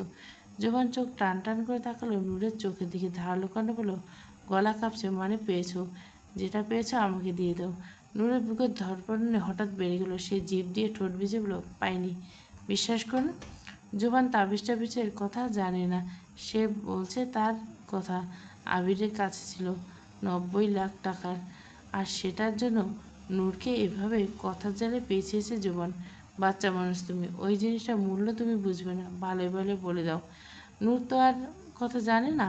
তার কানে ভাসছে মুসার দেওয়া হুমকি। যদি সে ভুলেও তাবিজের কথা বলে দেয় তাহলে মৃত্যু অবধারিত। মুসা ভাই কিছুতেই ছাড়বে না তাকে। এদিকে তাবিজের কথা না বললেও আর এক বিপদ। কোথায় যাবে নূর? কী করবে? কী বলবে? দিশেহারা কণ্ঠে জোরালো করে কর্কশ গল্পটা, আমি পাইনি, কিচ্ছু পাইনি, বললাম তো। কিন্তু আমি পেয়েছি। নূর চমকালো, বিহ্বল কণ্ঠে বলে, কি? সৈয়দ অফিসার একটা পকেট এগিয়ে দিল জোবানেতে। জোবানের পকেটটা 2 আঙুলে চেপে মুখের সামনে রাখলো নূরের। প্যাকেটের ভেতর বস্তুটাকে ইঙ্গিত করে বলল, এই কানের দুলটা খুন করার সময় ভুল করে খসে পড়েছিল, টের পাওনি তাই না? নূর ভয়ে চোখ বড় বড় করে তাকালো। আচমকা ডান হাতটা আপনা আপনি চলে গেল নিজের কানে গেছে। যখন বক্র হাসলো, নূরকে ধরাশায়ী করতে পেরে ভীষণ আনন্দিত হলো তার। সে ধীরে ধীরে এক পা করে এগিয়ে আসতে শুরু করলো নূরের দিকে। নূর ভয়ে আতঙ্কে পিছিয়ে যেতে লাগলো। তৎক্ষণাৎ বোরকার সাথে পা জড়িয়ে পড়ে যেতে নিলে জোবান দ্রুত হাত বাড়িয়ে আঁকড়ে ধরল তার হাত। একটু আগে কেটে যাওয়া স্থানে জোবান শক্ত আঙ্গুলের চাপ পড়তে ব্যথায় কুঁকড়ে উঠল না। জোবান ভুরু গোটালো নূরের বোরকার হাতে রক্ত দেখে জিজ্ঞাসা করলো, হাতে কি হয়েছে? নূর উত্তর দেওয়ার আগে তৎক্ষণাৎ ভেসে এলো মুষার রাশভারী কণ্ঠ, আদর করতে কিয়া কামড় দিছিলাম ভাই। পরিবেশ জমজমাট। মুষার উপস্থিতি পুরো দামে পাল্টে দিল পরিস্থিতি। জানে পানি আসার মতো একটা শুষ্ক ঢোক গিলে বন্ধ করা চাপা শ্বাস ছাড়ল নূর। পালায়নের মতো মুষার শক্তপোক্ত শরীরটা ততক্ষণে এসে দাঁড়ালো তার পাশ ঘেঁষে, ঠিক জোভানের মুখোমুখি। সঙ্গে সঙ্গে চোয়াল বেঁকে এলো জোভানের। কণ্ঠে সন্তোষ প্রকাশ বলল, নিছক সময় ভুল নাকি তোমার আশাটা পরিকল্পিত? মুষা নিজের হাতটা তুলে ঘাড়ে বুলালো, জিভ দিয়ে গাল ঠেলে ধূর্ত কণ্ঠে বলল, ভুল সময় হয় না ভাই, তবে পরিকল্পনা হলে আমি তার দায় এড়াতে পারি না। জেবান মাপজোক করে নিল এক ঝলক, হাত উল্টিয়ে ঘড়িটার দিকে তাকিয়ে মেখে হাসলো। মুসাকে উদ্দেশ্য করে বলল, মেয়েদের পিছু করে এসেছ? মুসা জটিলতা বুঝে ধার ধারে না। সোজা কথা সোজাভাবে বলায় তার কাজ। কথার বাজে বাজে লুকানো ইঙ্গিত বা ধৈর্য বা অভ্যাস কোনোটাই তার নেই। তাই জোভানের কথাটা বাঁকাভাবে গায়ে মাখল না। তেমন বড্ড খাপছাড়া ভঙ্গিতে বলল, মাইয়ে মানুষের পিছু নেওয়া মুসার শোভা পায় না ভাই। আমি তো আইছি কারবারের কথা কইতে। অথচ মুসার বলা কথাটা বড্ড গায়ে লাগলো জোবানে। ঠিক গায়ে লাগলো না, বরং বলা চলে সোজা গিয়ে লাগলো মুসার মস্তিষ্কে। মুসা মুখে কারবারের কথা শুনে মুখে প্রতিক্রিয়া দেখা দিল না তার। ভুরু কুঁচকে এলো, সাথে কুঁচকালো গোল গোল দুটো চোখ। চেহারায় দেখা গেল এক অস্পষ্ট ভিতর ছায়া। সে সন্ধিহান কণ্ঠে জিজ্ঞাসা করলো, কার? কিসের কথা বলতে চাইছো? মুসা বরাবর স্পষ্টভাষী, হিসেব কষে কথা বলে তার ধাঁচে নেই। তার নির্বোধ দৃষ্টি সরাসরি জোবানের দিকে তাক করতে অসহ্য আত্মা ভর করার মতো দুই চোখ বিকৃত করে নিল। ঘাটটা অস্বস্তিকর ভঙ্গিতে কাত করে অশুভ এসে বলল, বুঝেন না ভাই, বুঝা কইতে গেলেন তো? মুসা তাকানোর ধরন, কথা বলার স্টাইল আর গলার মোটা আওয়াজে তত্তর করে ঘামিয়ে তুলল জেবানকে। কারাবারের কথা কাছারি ঘর ছাড়া কোথাও বের হয় না। এই কাজের জন্য রাখা হয়েছে বিশ্বস্ত মানুষ। তারা ছাড়া কাকপক্ষেও জানে না এই কারবারের কথা। অথচ এই মুসা জেনে ফেললো কী করে জানলো সেটা জানার আগে থামাতে হবে। মুসাকে না থামালে আপাতত তাদের পথটা ফাঁস হয়ে যাবে নিশ্চিত। আর তাই মুসার কথাটুকু শেষ করার আগে হাত দুটি থামিয়ে দিল জোবান।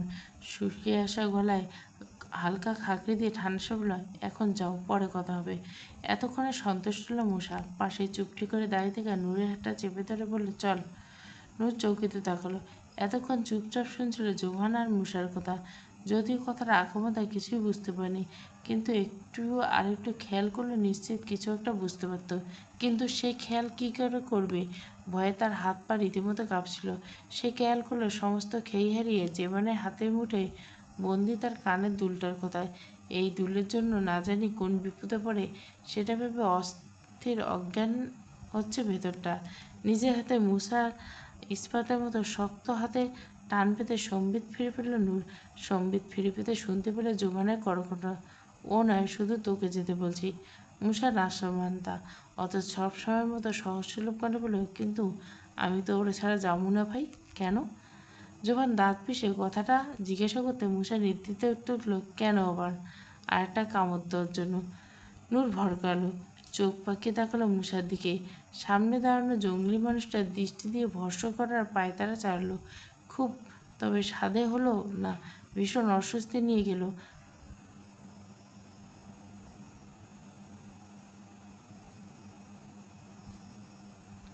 ঝাঁঝালো কণ্ঠে বলল, এসব কি বলছেন আপনি? নূর নিজের হাতটা মুছড়ে মুসার মুঠো থেকে ছাড়িয়ে নিতে মুসা নিজের ভারী একটা সোজা করে তুলল নূরের কাঁধে। তরল কণ্ঠে হুঁশিয়ারি দিয়ে বলল, কথা কম। নিয়ন্ত্রণের নিশ্চুপ ঘোষণা হলো। পুরুষালী স্পর্শে নূরের শরীরটা শক্ত হয়ে উঠল অজান্তে। কি বলবে, কি করবে ভাবতে ভাবতে শুনতে পেল জীবনের বই যেন কণ্ঠ, ওর শরীর থেকে হাত সরাও। মুসার শূন্য দৃষ্টিতে অদ্ভুত রকমের স্থির, অথচ সেই শূন্যতার গভীরে লুকিয়ে আছে হিংস্রতার বীজ। নীরব জলাশয়ের তলায় স্রোত যেন এক অদৃশ্য। মুসার ভেতরে রাগও ঠিক তেমন চোখে পড়ে না, টেরও পাওয়া যায় না, তবে প্রতিটি শব্দ অনুভব করা যায়। সে জেভানের দিকে ছন্নছাড়া দৃষ্টিতে তাকিয়ে বাঁ হাতটা তুলে দাঁড়িয়ে বুলালো অকপটে। শরীর কামড় দিতে পারলে হাত কেন দিতে পারবো না? জোবানের চেহারা ভেতরে ক্ষুব্ধ হলো ভীষণ। রাগে চেহারার রং পাল্টালো তার। আগুনে ফুঁসতে থাকা লোহার মতো লাল উঠল চোখের রং। কোনো রকমে নিজেকে নিয়ন্ত্রণ করে হেসে বলল, ভাষা সংযত করো, এসব অসভ্য কথাবার্তা টলারেট করবো না আমি। বিনিময়ে একটা প্রাণ জুড়ানো হাসি আসলো মুসা জোবানের লাল করা চোখে রেখে। শান্ত সাবলীল শীতল করাটে আওড়ালো ইংরেজি বাক্য, if I can bite her what I can I touch her body. এ পর্যায়ে জোবানের মেজাজ উস্কে গেল আরও এক ধাপ। রাগে আগুন তার চোয়াল শক্ত হয়ে উঠল শিরায় উপসে। সে প্রচণ্ড ক্ষিপ্রতা চেপে ধরল মুসার শার্টের কলার, গর্জে উঠল, ইউ। মুসার চোখ দুটো আধখানা নরম, কাঁধের পেশি ঢিলে। পরিবেশ টানটানা উত্তেজনার মধ্যে সে দাঁড়িয়ে রইল স্বাভাবিক শান্তিতে। তার ঠোঁটে সেই একই রকমের হাসি। সে প্রজ্বলিত দৃষ্টিতে নিজের কলারের উপর থেকে জোবানের হাতটার দিকে তাকিয়ে চঞ্চল কণ্ঠে বলল, রাইগে গেলেন ভাই? আমি তো ভাষা সংযত কইলাম। মুসার ভারী গলার সাথে তাচ্ছিল্যের সূক্ষ্ম সুর অনুভব করতে পারল জোবান। সে দাঁতের নিচে দাঁত পিষে আরেকটু শক্ত করে চেপে দিল মুসার কলার। তার কথায় লোক কেঁপে উঠল, তার দৃষ্টিতে মানুষ মাথা নত। অথচ মুসা, সে কোনো হিসাব ধরছে না। মুসা এই নির্লিপ্ততা তার ভিতর আগুন জ্বালিয়ে দিচ্ছে দাউ দাউ করে। মুসার চোখে ভয় নেই, তাচ্ছিল্য নেই, আছে কেবল একরকম ঠান্ডা নিশ্চয়তা। সে এবার নিজের হাতটা তুলে রাখলো জেভানের হাতের উপর। তারপর এক নীরব সংঘর্ষের ন্যায় আস্তে আস্তে একটা একটা করে খুলতে শুরু করলো জেভানের হাতের আঙ্গুল। ঠোঁটের কোণ কুটিল হাসি ঝুলে ফিসফিস বলল, বাংলায় কামড়াকামড়ি তো ইংরেজিতে ডাক রোমান্স, সংযত ভাষায় সংযত লুচ্চামি। মুসা জেভানের প্রতিপক্ষ হিসেবে গণ্য করছে না। সে খুব ভালো করে বুঝে গিয়েছে জোবান। মুসার কণ্ঠ থেকে বেরিয়ে এলো প্রতিটি শব্দ সূক্ষ্ম শলাকার মতো বিচ্ছে তার। আত্মসম্মান প্রতিহিংসা লেলিহান। সে সপ্তপনে চেয়ে গেল নূরের দুটো ভীত চোখের দিকে তাকিয়ে সংযত করলো হিংস্র দৃষ্টি। তারপর কাটখাট কান্ডে বলল, যা, এক্ষুনি চোখের সামনে থেকে যা। মুসা যেভাবে নূরকে ধরছিল সেভাবে ধরে আছে এখনো। নূরের শক্ত পাথর কিন্তু বরফের মতো জমে আছে মুসার বহুতলে। তার শ্বাস ছোট হয়ে আসছে, বুকের ভেতরটা কেঁপে উঠছে বারবার। দুই পুরুষের নীরব সংঘর্ষে ওষ্ঠাগত তার প্রাণ। এ যেন চোখের সামনে শুরু হয়েছে দুই রাজার যুদ্ধ চলমান, আর মাঝখানে দাঁড়িয়ে কেবল এক অসহায় সেতু। আপাতত এখান থেকে যেতে পারলে রক্ষা, এই একটা প্রার্থনা ঘুরপাক খাচ্ছে মাথার ভিতর। কথাগুলো ভাবনার মাঝে কানে কাছে এসে বিলি কাটল মুসার উত্তপ্ত নিঃশ্বাস। সেই উষ্ণতা নূর বরফে জমে শরীরে হঠাৎ এঁকে গেল আগুনের রেখা। নূরের মেরুদণ্ড বেয়ে কাপড় নেমে এলো আচমকা। পরপর শুনতে পেল মিশার চাপাসাদ, চল। নূর কোমল বাহু আঁকড়ে ধরে দাপিয়ে পদক্ষেপে চেয়ারম্যানের বাড়ির সীমানা পেরিয়ে গেল। করার মতো কিছুই নেই নূরের। জেভানের সামনে যেন যেভাবে বেরিয়ে আসার মুখ্যটা ছিল। আর কিছুক্ষণ প্রশ্নের উপর প্রশ্ন থাকতে নিঘাত অনেক কিছু মুখ ফসকে বেরিয়ে যেত। ভাগ্যিস মুসা এসেছিল। সূর্য তখন হেলে পড়ছে, উত্তপ্ত রোদে ধরেছে মরিচা। দুপুর 2টো কি 2:30 হবে। গ্রামের কাঁচা রাস্তাটা ধরে একঘেয়ে হাঁটছে নুসা আর মোড়। মুসার কদম বড় বড়, আর সাথে পা মেলাতে বড্ড বেগ পেতে হচ্ছে নূরের। অল্পতে হাঁপিয়ে উঠছে। চেয়ারম্যানের বাড়ি ছেড়ে কোন কালে, অথচ নূরের তনুবাহ ছাড়া কোনো নামগন্ধ নিচ্ছে মুসার। তার দিকে একটুখানি নজরে ফেলছিল নুসা। তার অনমনীয় দৃষ্টি সর্বদে সাথে যে একটা মেয়েকে টেনে নিয়ে যাচ্ছে সেটার বোধহয় খেয়াল অব্দি নেই। নূর মনে মনে ফুঁসল মুষার মতিগতি বুঝতে না পেরে নিজেই থামলো এবার। ঝাড়ি মেরে সারাতে বাহু আঁকড়ে ধরা থাকা মুষার হাত। কণ্ঠে ক্ষোভ ছেড়ে বলল, ছাড়েন, লোকটার সামনে এসব নোংরা কথা কেন বললেন আপনি? মুষা থামল, আপদ ছাড়ল নূরের বাহু। স্ব-ইচ্ছায় না ছাড়লেও নূরের হালকা ঝাড়ি মুষার শক্তপোক্ত হাত ছাড়াতে সক্ষম হতো না। তবে মুষার চেহারা একটু আগের সেই নির্লিপ্ত ভাবটা নেই। তাকানো পড়তে রুক্ষতা, আর রুক্ষতা জেবানের সাথে ঠিক যতটা সাবল্য ছিল, ঠিক ততটাই রুষ্ট হলো নূরের সাথে। গিরগিটির মতো রং পাল্টে ব্যক্তিত্ব আনলো অশরীর ছাপ। সোজা পকেট থেকে একটা ছোট্ট ছুরি বের করে চেপে দিল নূরের গলায়। আগুন ঝরা কণ্ঠে বলল, দিয়া কথা ভাবছিস? কার লগে তুই? কাইটে দিমু পোতা ছুরি দিয়া পেঁচা পোচামু কইয়া দিলাম। মৃত্যুকেও ভয় পায় না নূর। মুসা তো একদমই ভয় পেল না এবার, কারণ সকালের ঘটনার পর সে ভালো করে বুঝতে পারছে মুসা আর যাই করুক তার ক্ষতি তো দূর, তাকে বিপদে পড়তে দিবে না। তাই এসব হুমকি ধমকিতে কাজ হলো না। নূর সরাসরি মুসার চোখের দিকে তাকে নির্ভীক কণ্ঠে বলল, মরণের ভয় দেখান মুসা ভাই, একবার মইরা দেন খুশি হমু। মুসা দাঁতে দাঁত পিছল, মরবি তো পরে, আগে ক আবিরকে মারছস কেন? মুসার প্রশ্নের দৃষ্টি কম্পিত হলো নূরের। সরাসরি নিক্ষিপ্ত দৃষ্টিতে নড়ে বড়ে হয়ে পিছলে গেল নিচের দিকে। নির্ভীক কণ্ঠে ধরল, আমি মারিনি, আপনি মারছেন আপনি। মুসা নিজেকে একটু স্থির করলো। নূরের গলায় চেপে ধরা ছুরিটা গুটিয়ে নিয়ে প্রলম্বিত শ্বাস টেনে সন্ধিয়ান কণ্ঠে বলল, জেমান ভাইয়ের হাতে কানের দুল তো তোর লাশের পাশে পাইছে, কইল কেমনে গেল? নূর নিজের বোরকা খামচে ধরে নড়ে উঠল, আমতা আমতা করে বলল, কেমনে আবার? লাশ তো আমরাই দেখেছিলাম, তখন হয়তো পড়ে গেছিল। বাহানা কম বানা, মারছিস কেন ওইটাকে? মুসা শক্তপোক্ত গলায় কথাটা বলতে নূরের কোটর জোড়া শুকিয়ে এসল মরুর মতো। মাথা নেই বলে, আমি মারিনি, মারছেন আপনি। হেসে ফেলল মুসা। সে জানে নূরের মুখে এই এক কথা শুনতে হবে তার, তাই তো সোজাসুজি বলল, আমি মারতে গেছিলাম, কিন্তু তার আগে তুই মাইরে ফেলেছিস। কেন মারছিস? নূর ভুরু গুছিয়ে উঠল, গাঢ় হলো কৌতূহল। বিস্মিত চোখ দুটো মুসাকে দেখলো একবার, তারপর পরাস্ত শ্বাস ফেলে বলল, মারছি, হ্যাঁ মারছি, কুত্তার বাচ্চা আমার দিকে কুনজর দিয়েছিল তাই মারছি। মুসা ঠোঁটে বক্র হাসির রূপ নিল বিদ্রুপে। মুখটা কঠিন করে একইভাবে দাঁড়িয়ে রইল যেন। নূরের বলা কথাটা একটু আশ্চর্য হয়নি। তার চেহারা পড়েনি বিহ্বলতার ছাপ, প্রতিক্রিয়া নেই বললে চলে। অভিব্যক্তি আগের মতো কঠিন, পাথরের মতো অনমনীয়। সে একচুলও নড়বড়ে হয়নি বলেই চলে। নূরের বুকের ভেতরটা শক্ত হয়ে এলো। সেদিনের রাতের কথা মনে পড়তে শ্বাস আটকে গেল গলায়। গিলে ফেলল ভয়ে রুদ্ধশ্বাস ঢুক। সেদিন সে খুন করেছিল স্কুল থেকে বাড়ি ফেরার পথে। সেই আবির তো আটকে দিয়েছিল তার পথ, তাকে টেনে নিয়ে গেছিল ওই ফাঁকা বাড়িতে। ঠিক তখন মাথার ভেতরে ঝাঁপিয়ে পড়ছিল ছোটবেলার স্মৃতি।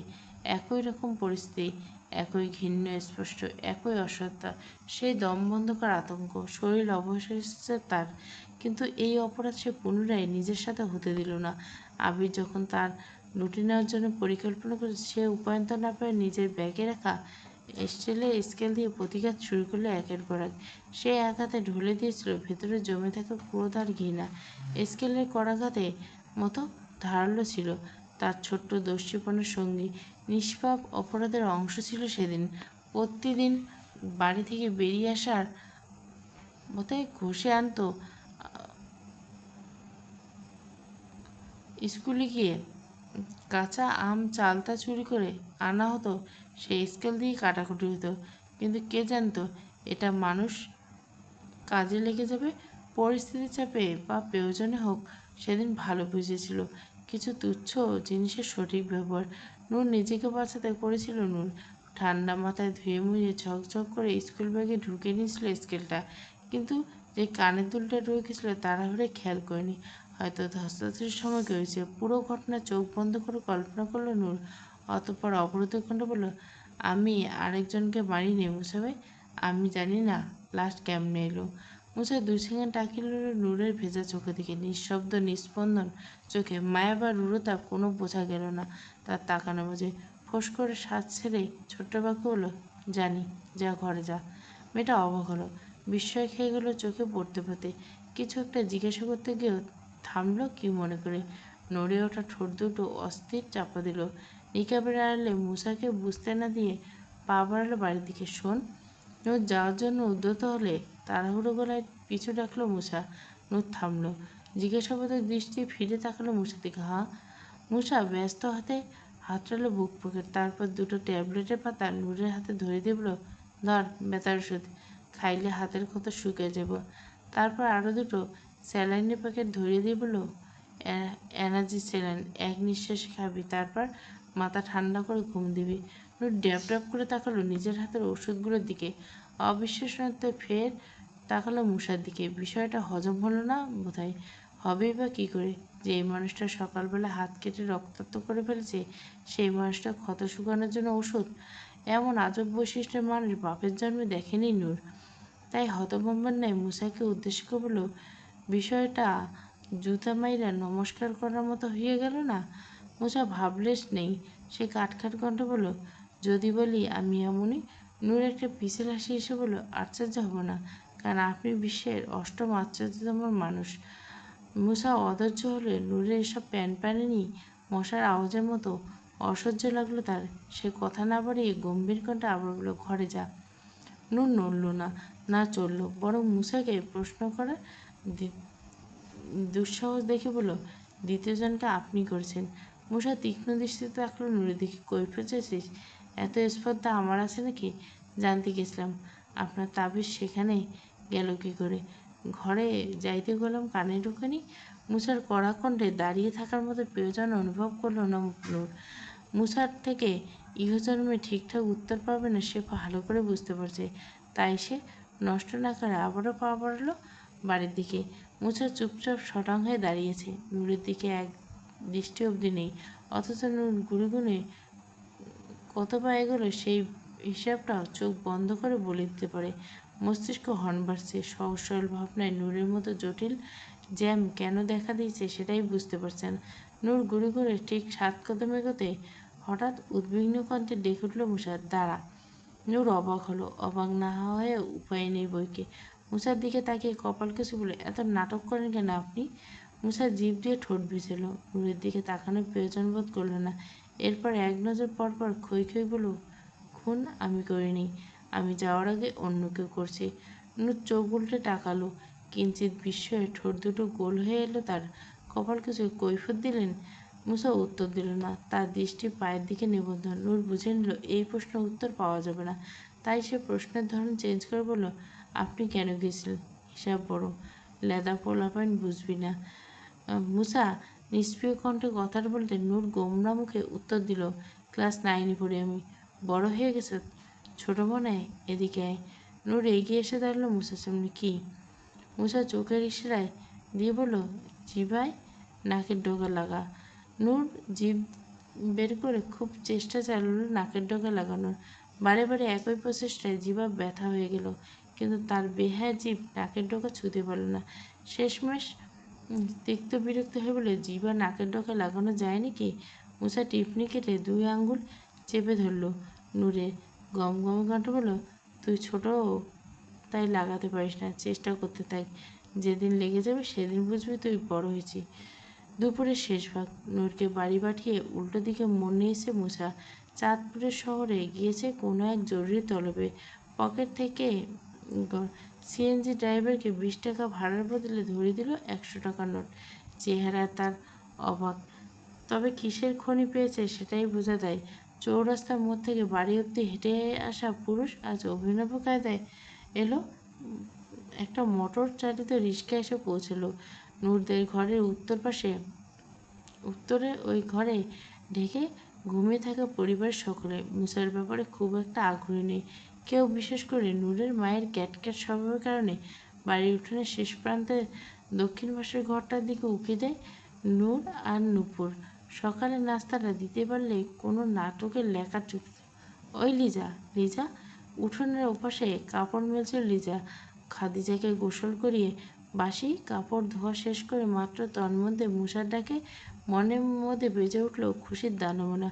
লাজুক চোখে হাসলো এক নজর, নিজের দিকে তাকে মুচকে আসলো, ছুটে গিয়ে দাঁড়ালো মুসার সামনে। জি ভাই। মুসা তেমন একটা খেয়ালি দৃষ্টি তাকালো না লিজার দিকে। লিজার ধরপড়ানো নয়নজোড়া অস্থির দেখালো চোখ মুখে। সে ব্যস্ত ভঙ্গিতে পকেট থেকে 2000 টাকা বের করে বাড়িয়ে দিল। নে ধর।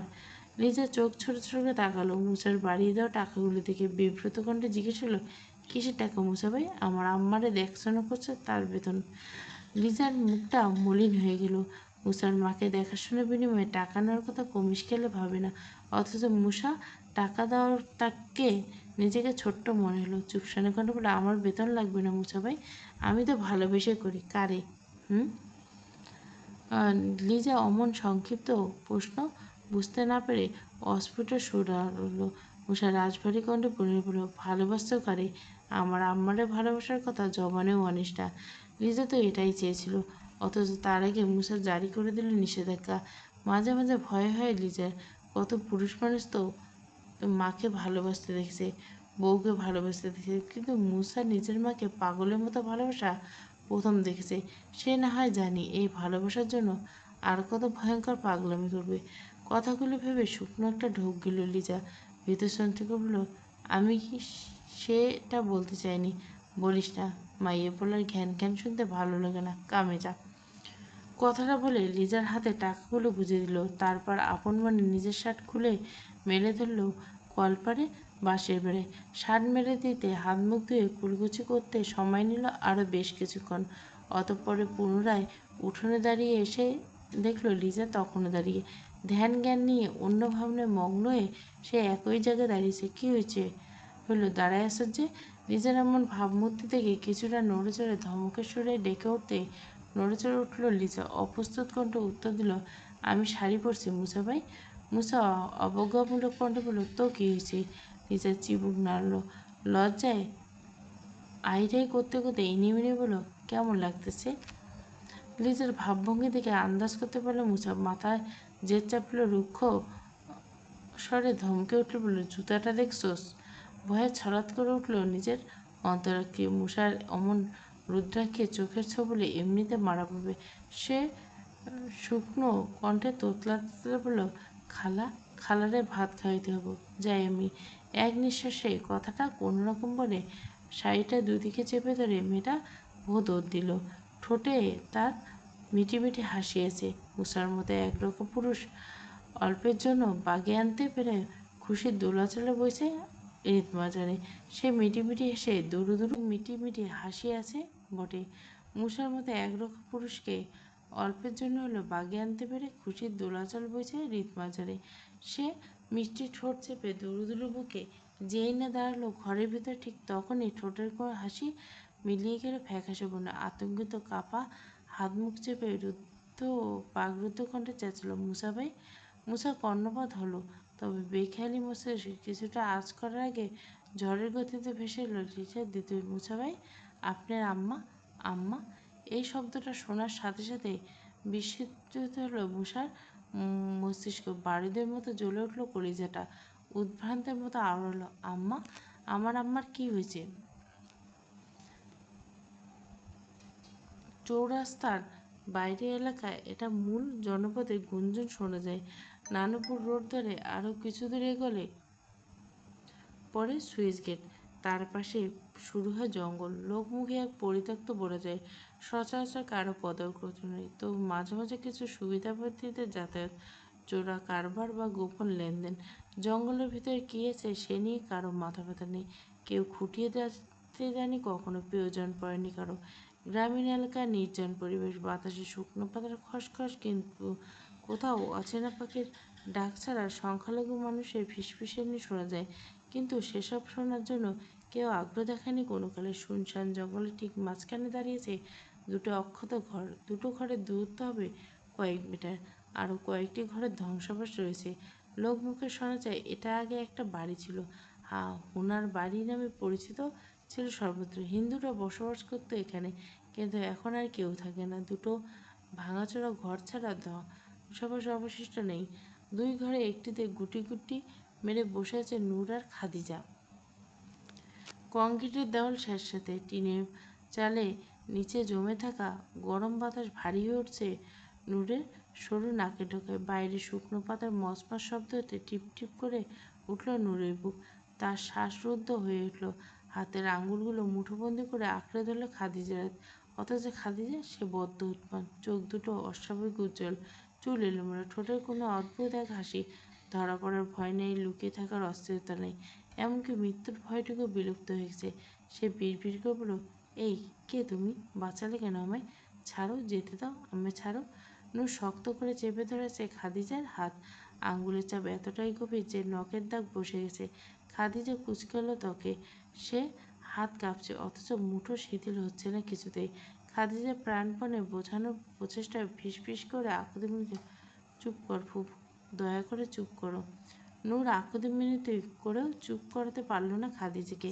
মৃত্যুকে আলিঙ্গন করার বড্ড তাড়াতাড়ি, সে সুযোগ ছাড়া করতে চায় না। সন্ত্রাসীদের হাতে স্বইচ্ছায় ধরা পড়ার তাগিদে মুচড়াতে শুরু করলো নূরের মুঠোয় বন্দি নিজের হাত। হেসে বলল, আমাকে ছাড়ো তুমি, আমি ওদের কাছে যাব।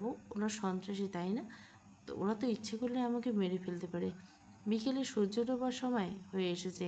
দুপুরে ঘুম আসছিল না বলে কলের পরে এসে বসেছিল নূর। ঠিক তখনই কিছু কালো মুখোশধারী মানুষ হুড়মুড়িয়ে প্রবেশ করতে দেখলো বাড়ির। সবার হাতে ছিল। নূর ভয়ে আতঙ্কে চুপচাপ দেখছিল সব। কিন্তু যখন ওরা দেখলো ওর ফুপিকে তুলে নিয়ে যাচ্ছে, তখন নরক হলো। এক ছুটে গিয়ে স্কুল ব্যাগ থেকে নিয়ে এলো একটা মাত্র হাতিয়ার, স্টিলের স্কেল। তারপর ওদের পিছু পিছু নিতে পৌঁছালো। কিন্তু খাদিজার এমন নাছোড়বান্দা যে তার পাগলামিতে বেহাল দশা তার। সে হন্তদন্ত হয়ে অসহায়ের মতো জড়িয়ে ধরল খাদিজাকে। ভীত গলায় অনুরোধ করে পুনরায় বলল, দয়া করো ফুপু, আল্লাহর দোহাই লেগে চুপ কর, ধরা পড়লে আমাদের মেরে ফেলবে। এবারও কাজ হলো না। অনুরোধের ধার ধারল না খাদিজা। মৃত্যু তৃষ্ণায় কাতর হয়ে প্রফুল্ল কণ্ঠে বলল, মরবো তো, আমি মরবো। ওরা ঠিক কাজটাই করতে এসেছে, আমাকে যেতে দাও। কেন বেঁধে রেখেছো? শত্রুতা করছো তুমি? শত্রু তুমি আমার? নুরুর ধৈর্যের বাঁধ ভাঙল। বাইরের গুন্ডাগুলো ভারী পায়ের শব্দ কম্পন তুলে ঢুকে তার মস্তিষ্ক। প্রতিটি ধাপে রক্তক্ষরণের মতো ধকধক করছে মাথার ভেতর। খাদিজাকে আর সামলাতে না পারে প্রচণ্ড ক্ষোভে চেপে ধরল খাদিজার মুখ। টলমলে চোখ খাদিজার চোখের দিকে নিক্ষেপ করে দাঁতে দাঁত চেপে গিজগিজ, চুপ, বলছি না চুপ থাকতে। খাদিজার চোখে মুখে ফুটে উঠল ক্রোধ। নূরের অমন ধমকানো তার একটু পছন্দ হয়নি, সেটা ভালো লাগেনি বোঝা গেল চেহারে। সে নিজের সর্বশক্তি দিয়ে ধাক্কা দিয়ে ফেলে দিল নূরকে। তারপর উন্মাদের মতো ছুটে গিয়ে নূরের গলা চেপে ধরে গর্জে উঠল, ভয় দেখাচ্ছ? ভয় দেখাস আমায়? আমি ভয় পাই?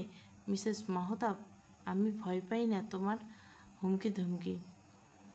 নূর কোনোরকম ছাড়ল নিজের রুক্ষ খাদিজার সঙ্গে ধস্তাধস্তি। খুব একটা অসুবিধায় পড়তে হয়নি। সে মেঝেতে উঠে খাদিজার কাপড়টা আঁচলে টেনে নিয়ে গিট দিতে দিতে শুরু করলো, দুই কবজির উপর পেঁচিয়ে। তারপর আরেকটা পাক দিল শক্ত হাতের।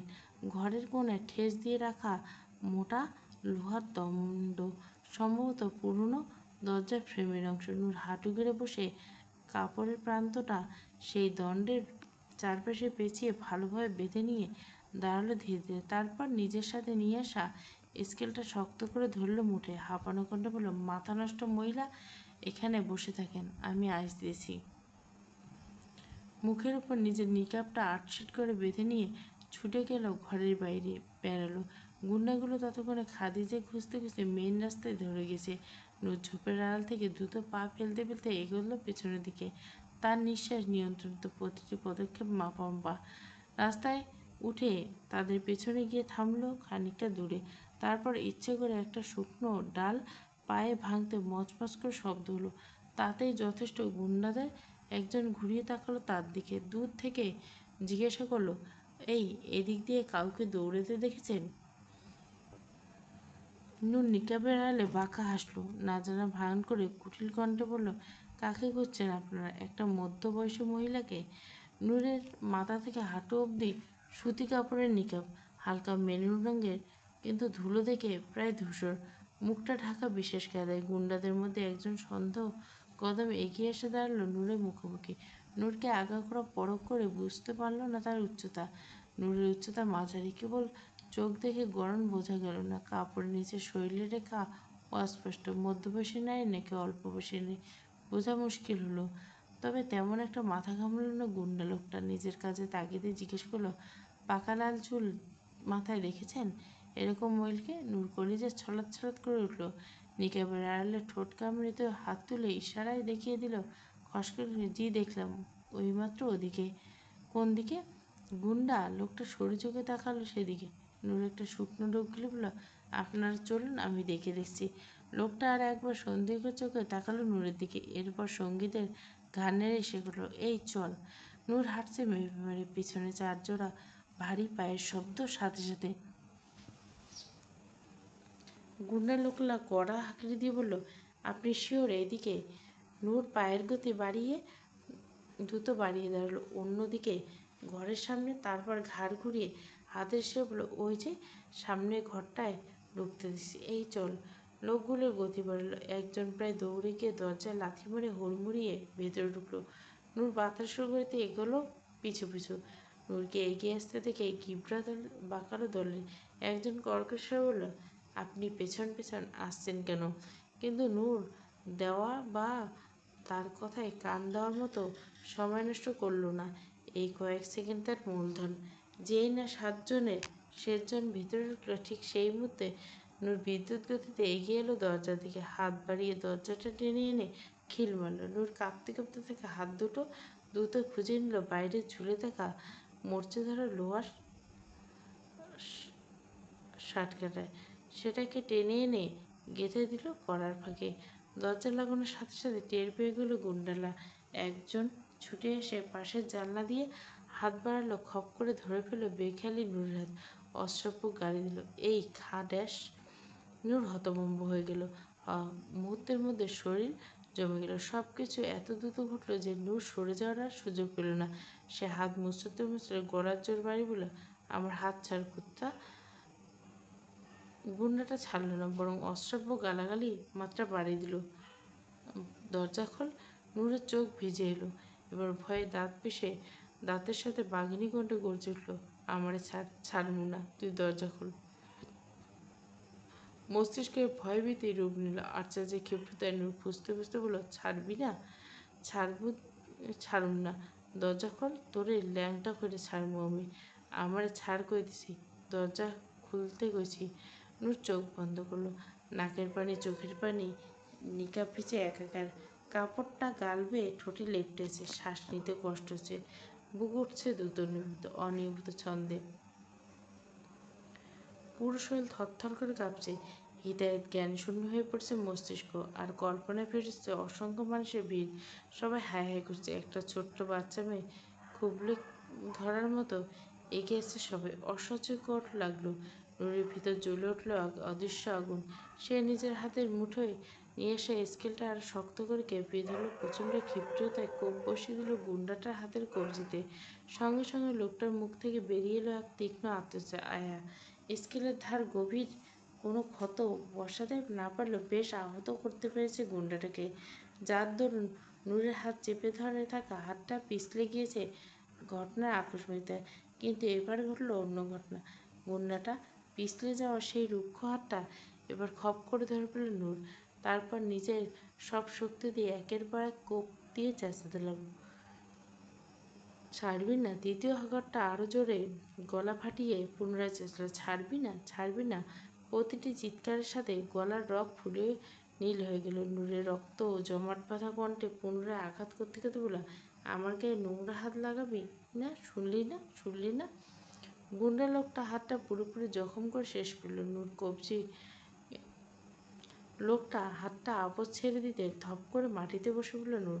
শরীর প্রায় নিস্তেজ হয়ে বসেছে তার। ঘন্টার পর ঘন্টা নিজের মাকে হন্যে খোঁজার পর কিছুতেই মাথায় পেল না। এলাকার একজনের কাছে শুনেছে নূর এদিকটায় আসতে দেখেছি খাদিজার নিখোঁজ হওয়ার পর নূরও নিখোঁজ। মুসা আন্দাজ যদি ভুল না হয়, তাহলে খাদিজার খবর নূরের কাছেই পাওয়া যাবে। এইভাবে পাগলের মতো দৌড়ালো, জঙ্গলের ভেতরে ঢুকলো। একটু খুঁজতে একটা মরা খালের কিনারায় দেখতে পেল নূর কুঁচো হয়ে রাখা পিঠের অংশ। মুসা ছুটে গেল, কাছে যেতে দেখতে পেল শ্যাওলা পড়া পানির সাথে ধুয়ে যাচ্ছে। এমন অবিশ্বাস্য দেখতে ভুরু কুঁচকে এলো মুসার। নূরকে ডাকলো রুদ্ধকণ্ঠে, ওই! ওই রক্ত কিসের? নূর সারা শব্দ করছে না, সে দম বন্ধ এক মনে ধুয়ে যাচ্ছে তার রক্ত রঞ্জিত স্কেলটা। মুসা নিচে নেমে নূরের কাঁধে ধাক্কা দিতে দিতে ডাকলো লঘুস্বর, ওই! প্রায় বেশ কিছুক্ষণ থম মেরে আচমকা অদ্ভুত ভঙ্গিতে ঘাড় ঘুরল নূর। চোখ বড় বড় করে রাগান্বিত দৃষ্টিতে তাকিয়ে ক্রোধিত কণ্ঠে ধমকে উঠল, হাত লাগাবেন না। যখন তখন আমাকে স্পর্শ করার অধিকার আপনার নেই মুসা ভাই। আমি আমার শরীরে স্পর্শ করার অধিকার দেইনি। নুসা ভড়কালো, দৌড় উল্টে রেগে গেল খুব। রেগে মেগে এক ধাক্কা দিয়ে নূরকে ফেলে দিল খালির পানিতে। ক্ষোভ ঝেড়ে বলল, গোসল কর ড্যাশমারানি, সাবান সোডা ডইলা গোসল করে, স্পর্শ যাইব গিয়ে। তার আগে আমার আম্মাকে। নূর কটমট করে তাকালো। মুসা ব্যস্ত হাতে ভাঙতে শুরু করলো একটা গাছের চিকন ডাল। নূরকে শাসিয়ে জিজ্ঞেস করলো, আমার আম্মাকে? রমজান কইল, সে তোর সাথে দেখছে। আমার আম্মাকে? নূর ঝামেলা এড়াতে চাইলো। পানিতে ডাকাটি চুবানি খেতে খেতে হাতের ইশারায় দেখলো ওই দিকটা ওই ঘরে। মুসা আর এক সেকেন্ডও দাঁড়ালো না, ছুট করে গেল ঘরের দিকে। গলা ছুড়ে গাইল, আম্মা, ও আম্মা, কই তুমি? ঘরের ভেতরে হাত মুখ বাঁধা অবস্থায় বসে আছে খাদিজা।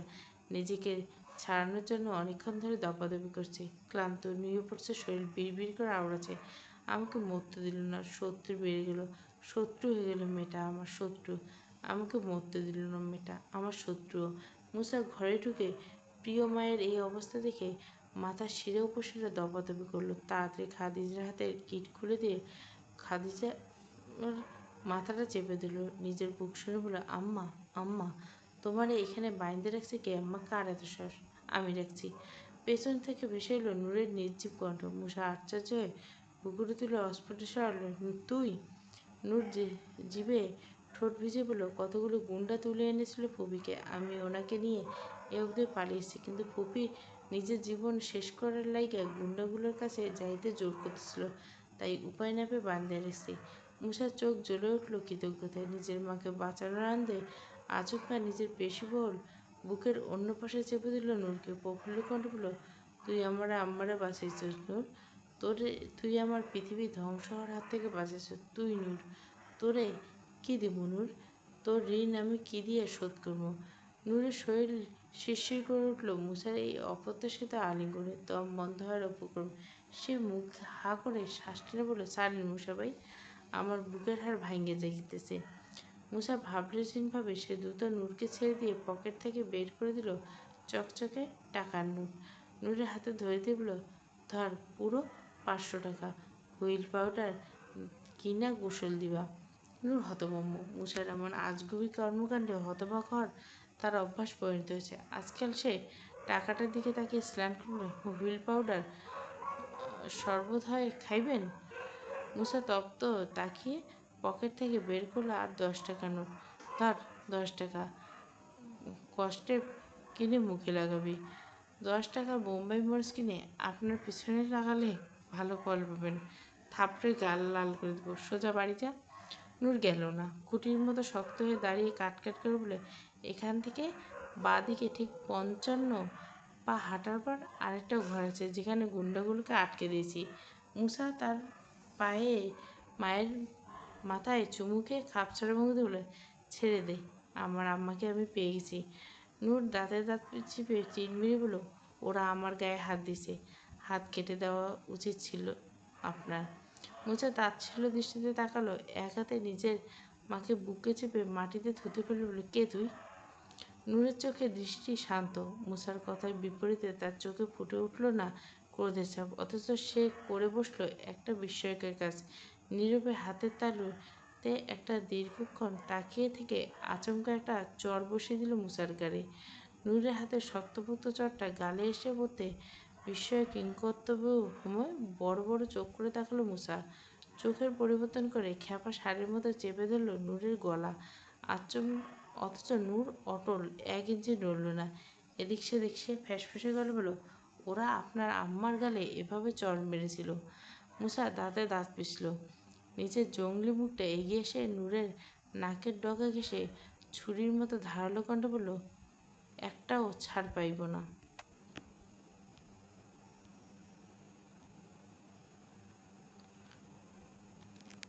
দুপুরের ঘণ্টা বাজতে মুক্ত পাখির ঝাঁকে ঝাঁকে ভরে গেল পুরো স্কুল চত্বর। দপ্তরি চাচার লোহার ঘণ্টার শব্দ মিলিয়ে যেতে ছাত্রছাত্রীরা ক্লাস ছেড়ে বেরিয়ে এলো হুড়মুড়িয়ে। রোদের তাপে গরম হয়ে আসছে ইটের বারান্দা। যে যার মতো গেছে খাবার কিনতে, কেউ বা ক্লাসে রয়ে গেছে। পেছনে দুটো বেঞ্চে দখল করে আছে ওসমান। ঘিরে বসে স্মৃতিসহ আরও অনেকগুলো মেয়ে, সবাই তার ক্লাসমেট। সেদিন লাশ খুঁজে পাওয়ার পুরো এক সপ্তাহ স্কুল আসেনি ওসমান। যেহেতু প্রথমে লাশগুলো দেখেছে, তাই তাকে নিয়ে চরম উত্তেজনা। সবাই এটা ওটা প্রশ্ন করছে, কিন্তু এসব কোনোভাবে সহ্য হচ্ছিল মারিয়ার। ক্লাসের বাইরে ওসমানের রঙ্গতামাশা দেখতে রীতিমতো রেগে কেসে বান্দা। কিরে, লাশের চাপা খেয়ে সেলিব্রিটি হয়ে গেছিস দেখি। পেছন থেকে মারিয়ার কটাক্ষ মিশ্রিত কণ্ঠ কানে আসতে টেবিল ছেড়ে উঠে দাঁড়ালো ওসমান। সবার মাঝখান থেকে বেরিয়ে দ্রুত এলো ক্লাসরুমের বাইরে। মারিয়ার চোখে মুখে একটা চাপা ক্ষোভ স্পষ্ট, কণ্ঠে কেমন একটা জ্বালাপোড়া ভাব। আসসালামু আলাইকুম সেলিব্রিটি ভাই। ওসমান চোখ গরম করে তাকালো, তিরিক্ষি কণ্ঠ বলল, বালের কথা কইছস? ওরে জিগাইছি তাই কইতেছিলাম। মারিয়া মুখ ভাঙালো, কর্কশ কণ্ঠে বলল, কেমনে কইতেছিলি? স্মৃতিরে কোলে বসাই কইতে। ওসমান তিক্ত কণ্ঠে প্রত্যুত্তর করলো, কপাল খুঁজল, এমনি কইতেছি? আমি কি স্মৃতিরে কইছি আয় আমার কোলে এসে বস? আগুনে ঘি ঢালার মতো তেতে উঠল মারিয়া। কড়া কণ্ঠে বলল, না কইলে কি এমনি এমনি কইরে বসে? ওসমান মেজাজ দেখে বলল, বইলে বসে তোরা তো জলে কেন? ওসমানের কথা কেন যেন বুকের ভেতর মোচড় দিয়ে উঠল। হঠাৎ হু করে ভাঙন ধরল বুকের কিনারায়। কণ্ঠে ফুঁড়ে বেরোলো একরাশ অভিমান। তুই মরতে পারলি না? ওই লাশের চাপা খাইয়ে মরে গেলে খুশি হইতাম। ওসমান কম যায় না। সে পাল্টা জবাব দিয়ে বলে, তুই মরতে পারলি না? সেদিন বমি করতে করতে মরে যেতি। তুই আমার মরণ চাস? মারিয়া ঠোঁট বুলিয়ে অভিমান বলল। ওসমান উত্তর দিল, তুইও তো চাইলি। আমি কেন চাইছি তুই বুঝিস না? কি বুঝবো? মূর্খের বাচ্চা, তোর বোঝা লাগবো না। খিটখিট করতে মারিয়ে কথাটা বলতে ওসমান গিজগিজ করে বলল, গাধীর বাচ্চা, তুই না বললে আমি আজীবন অবুঝের মতো থাকবো? থাকিস, আমার কি? তোর আর কি ক্ষতি? যা হত্যা আমারই হইব। তোর আবার কিসের ক্ষতি? সেন্টি খাইয়ে পড়াশোনায় ডাব্বা মেরে পরীক্ষা হলে আসলে আমি কার্ডটা দেখে লিখবো। এই পর্যায়ে মারিয়া মেজাজ তুঙ্গে। ইনিয়ে বিনিয়ে মনের কথা বোঝাতে গিয়েও পাড়ার ব্যর্থতা। ওসমান এমন দাঁত কেলাইয়া কথা দুটো আগুনে ঝরার মতো অগ্নিশর্মা হয়ে বোঝালো, কুত্তা তোর মুখে থুতু। আর এক মুহূর্ত দাঁড়ানো না। ওসমানকে বলতে না দিয়েও কথার পৃষ্ঠে সোজা মুখ ভর্তি থুতু ওসমানের দিকে ছুঁড়ে ফেলে প্রস্থান করলো চুপচাপ। ওসমান ভ্যাবলার মতো তাকিয়ে থাকলো মারিয়ার যাওয়ার পানে। কেন জানি না দম বন্ধ করা ঘন ঘন নিঃশ্বাস নিতে সে মারিয়ার উপস্থিতি এতক্ষণ যে তার শ্বাসরুদ্ধ করে দিয়েছিল ভালোই টের পাচ্ছিল তার ধরপড়া বুকের দিকে তাকাতে। উত্তপ্ত নিঃশ্বাসের বাষ্পে চোখে ওঠা ঠাসা চশমাটা ঘোলাটে হয়ে গেল তার চোখে। এতেই স্মিতার নূরের এগিয়ে আসার দৃশ্য। কিরে, মারিয়া তো চেইতে গেল কেন? স্মিতার এসে প্রশ্নটা ছুড়ে দিতে ওসমান ওদিকে। ওসমান কৌশলে কথা এঁটে খাপছাড়ে ভঙ্গি তুলো, 5 টাকা ধার চাইছে, দেই নাই তাই চেইতে গেছে। কথাটা একদম বিশ্বাস হলো না নূরের। সে তপ্ত কণ্ঠে বলল, তুই এত আজেহারি কথা কেমনে খুঁজে পাইস ওসমান? হাজা কথা কয়া নিয়ে ঝগড়া লাগছে? ওসমান একটা ছোট্ট শ্বাস ছেড়ে বলল, হ্যাগের লগে ঝগড়া করার কারণ লাগে না, ভালা কথা কইলে ছ্যাদ করে যায়। এখন যদি এমন ভবিষ্যৎ সামলাবে কেমন? বাসর করে ধরতে গেলে তো ছ্যাদ করে উঠবে। সুযোগ লুটে নিয়ে টিপ্পিনি করে কথাটা বলে স্মিতা। অথচ ওসমান সেসব নজরদারি করল না। আনমনে জবাব দিল, হাত পা বাইন্ধে রাখলে কি হয়? 2 জোড়া কুঠিল চোখের দিকে তাকাতে বুলি বন্ধ হয়ে গেল ওসমানের। বেফাঁস মানুষের সামনে উল্টোপাল্টা কথা বলার পরিণাম আন্দাজ করতে পেরে ব্যক্তিগণ বলল, তোরা এসব বালছাল কথা কইবেস বালগুলা? ওসমানের চোখের মুখের ভঙ্গিমা করুণ। নিজের নাজেহাল হওয়ার বিষয়টা উপভোগ করলো নূর আর স্মিতা। নূর ঠোঁট টিপে কোনোরকম হাসি চেপে বলল, উহু, কথা ঘুরাইস না তো। কি বলতে হয়েছিল সত্যি করে বলে। নিকাবের আড়ালে দৃশ্যমান নূরের ভুরুজোড়া নাড়ানো ভঙ্গিমা দেখে তাকে শুকনো ঢুক গেল ওসমান। আমতা আমতা বলল, কই, আমি আবার কি বললাম?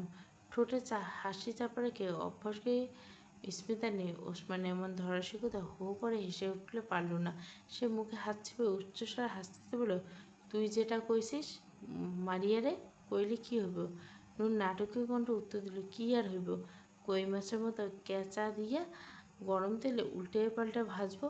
ওসমানের মুখটা চুপসে গেল, মিনমিন করে বলল, তোরা আমারে ব্ল্যাকমেল করতেছিস? স্মিতা দাঁত খেলে তৎক্ষণাৎ বলল, বেলপুরি খাওয়া, আল্লাহর কসম, যা কইছিস সব ভুলে যাবো। ওসমানের মুখটা এবার আরেকটু চুপসে গেল, পেঁচার করে বলল, আমার আব্বা টাকা দেয়নি। নূর হতাশ কাণ্ডে বলল, তাহলে এর কি? আমরা যাই মারিয়ে রেগে বলি, তোর হাত পা বান্ধা বাসর করার স্বপ্নের কথা, তোরে মারিয়া হাত পা বাইন্ধায় কেমন পিঠায় আমরাও একটু দেখি। নূরের কথায় সায় দিয়ে ইসমা কথাটা বলতে ওসমান নিজের মাথায় হাত রেখে বলে, আল্লাহর কসম, মাথায় হাত দিয়ে কইলাম, একটা টাকাও নেই, অন্য কিছু খা। কি? আম?